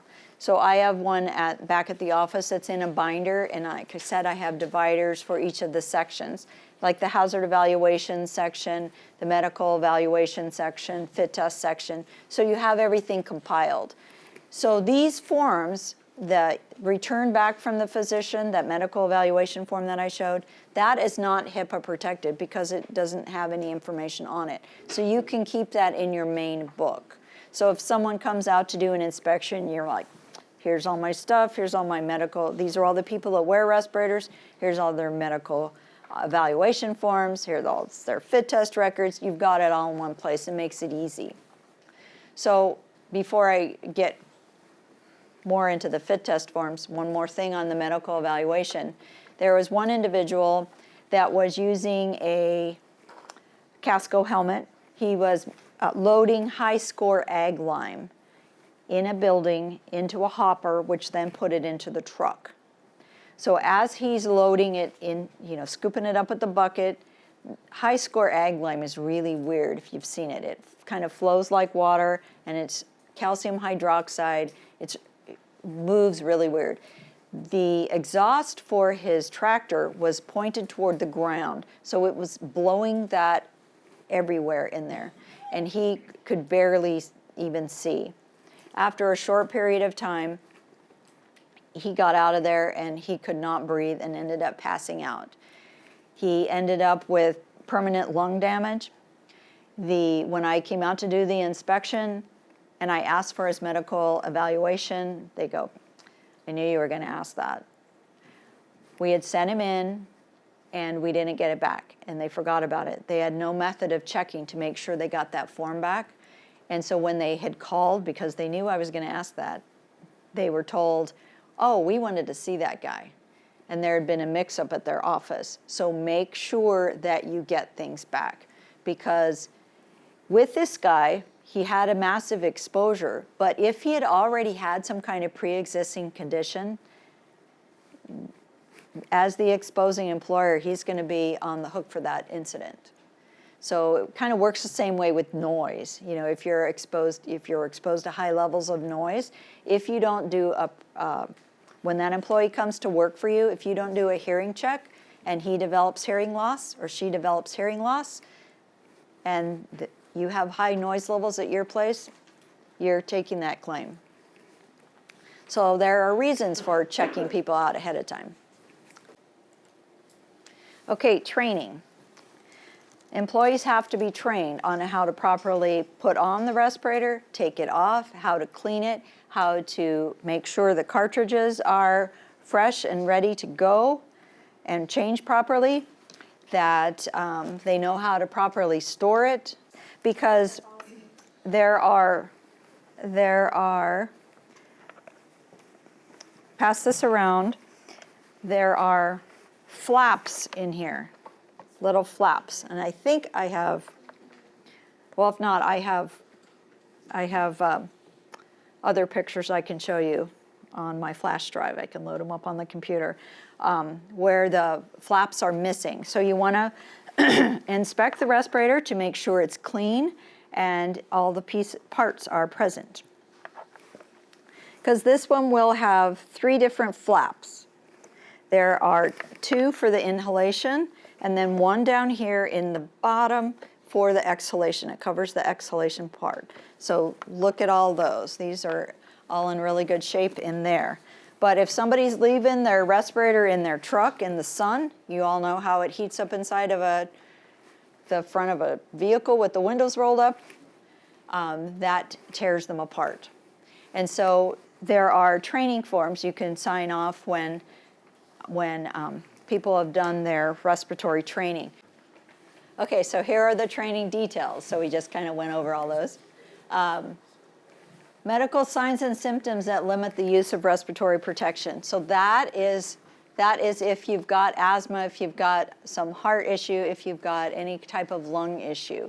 It's going to make it impossible for you to, like if you've got emphysema, you cannot wear, like I said with this one gentleman, you cannot wear a tight-fitting respirator. You have to have, if for no other, you can't go respirator free, but having the powered air purifying respirator, something to help you make it easier for you to breathe.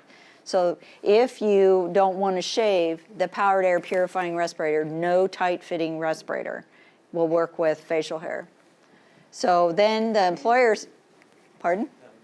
Oh, then the employer will say, well, do I have to buy that, because they can cost up to $1,000 for a powered air purifying respirator. And they'll say, do I have to buy that just because he doesn't want to get rid of his beard? And so I said that becomes, like, I had a recent inspection where this individual said, my kids have never seen me without a beard. My daughter's like 12. And I'm like, it's your lungs or, and he's like, he was in a quandary because he goes, I haven't been without a beard for a really long time. So, a fit test and a fit check are not the same thing. A fit check is what you do every time you put on the respirator. So over the cartridges, like he's doing, that's called a negative pressure check. And so when you cover the filters, you're inhaling and you're seeing if it will suck in along your nose and along your cheeks. So it sucks in. And so you listen for the sound of it leaking. And if you hear a sound, then you tighten it, you readjust it, and try it again.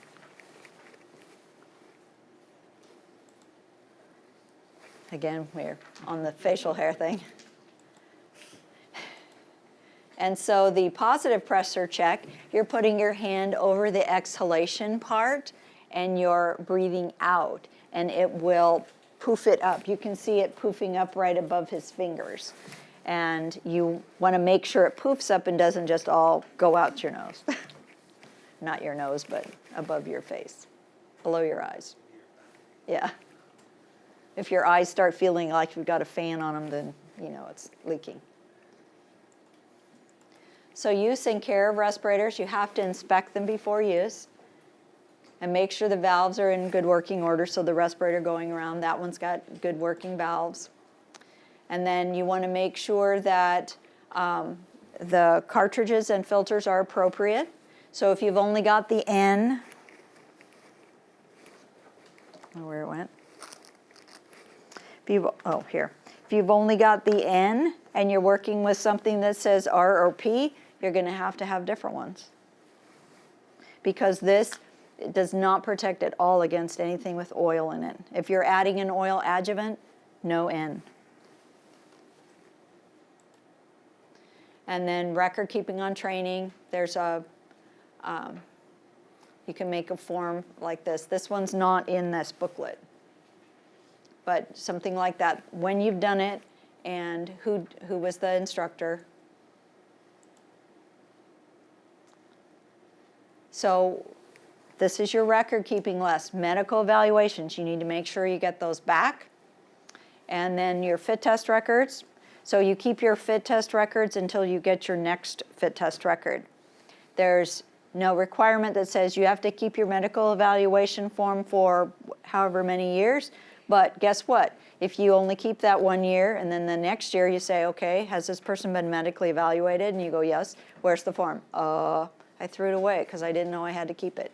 You need to make sure you keep it. And then training.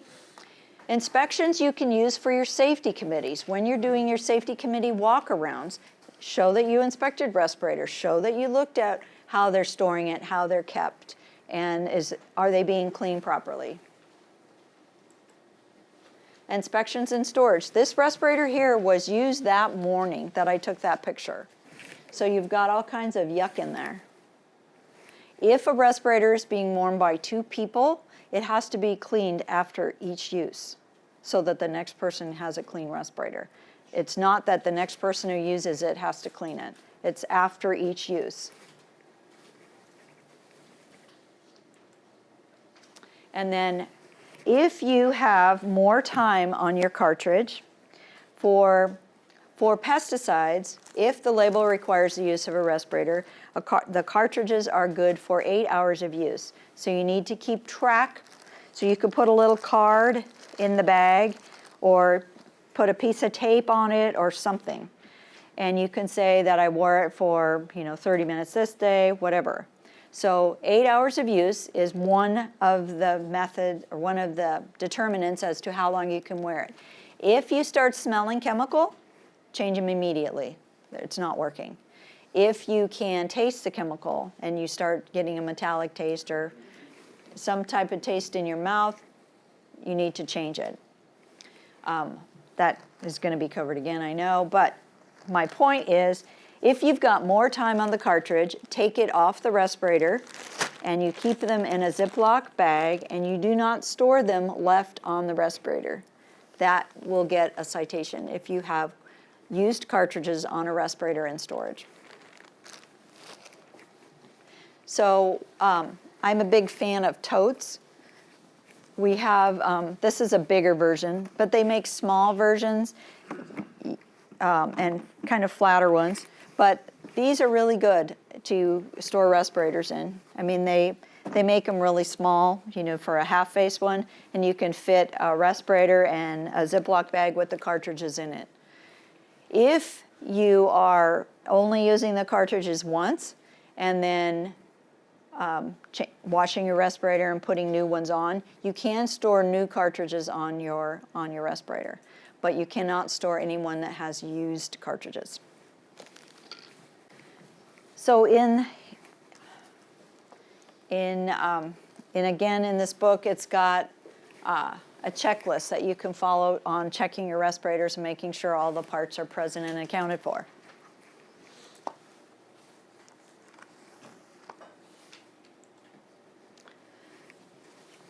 So again, this was my reference to my ding on the EPA. So organic vapor, again, is good for when there's something with a carbon in it. So that's a C. And so, as you can tell, there's no C in SO2. So you need the acid gas or multi-gas or the olive cartridge. So that's what that picture is like from right outside. So that's for sulfur dioxide, that's the correct cartridge. And they look different. Even though they look different, that one's kind of oblong, this one's round. It doesn't matter the shape. You can have ones, I didn't bring it, that look like a pancake and are all cloth. There's just 100% filter. There's no hard coating on it. But it's purple, so it is the particulate filter, and it's a P100.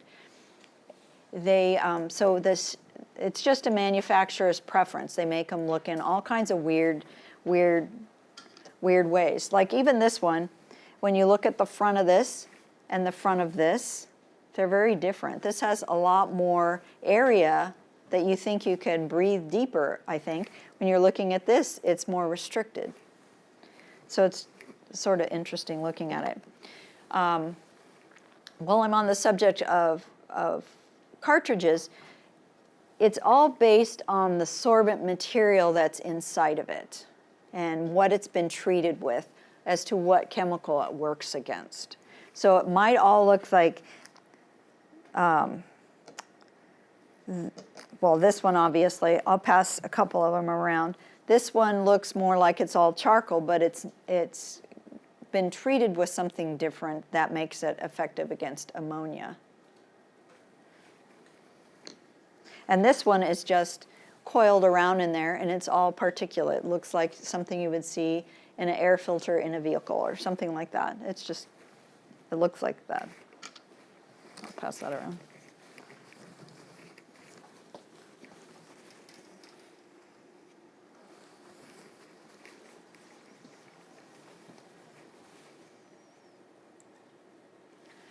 So remember when I mentioned the color bands? That will give you NIOSH, the National Institute for Occupational Safety and Health. They're the ones that certify respirators. So they will look at the respirator, or the face piece and the cartridges together, and they will say, we certify this. They give it a TC number, and that stands for Testing and Certification. Now, when they are looking at what kind of protection it provides, they give this, now the colors kind of look funny, but so black is good for organic vapors and paint spraying. So pesticides, the majority of pesticides fall within that organic vapor one. Green is for ammonia anhydrous or from livestock confinement areas. And then the yellow is a combination acid gases and organic vapor. So again, that could be used for SO2. The white is acid gases. That one works for SO2. Olive is kind of like the good for everything. One of the classes I was asking, okay, which one would you use for this one? And this one guy, all he ever would say is olive, olive, olive, because it covers quite a few things. And then the magenta is the pink one, although that doesn't really look pink, and that provides the particulate protection. And so that's kind of a bigger version that you can see where it says what it's good for. So you want to pay attention to that when you're buying, like for example in Gempler's, right now they have the gloves listed by category A, B, C, or D. And so it's pretty handy for that. And it's got them listed right below the ones that you would need. So for the respirators, though, you need to watch and read and make sure that what you're buying is what you want protected against. So that's the olive one up at the top.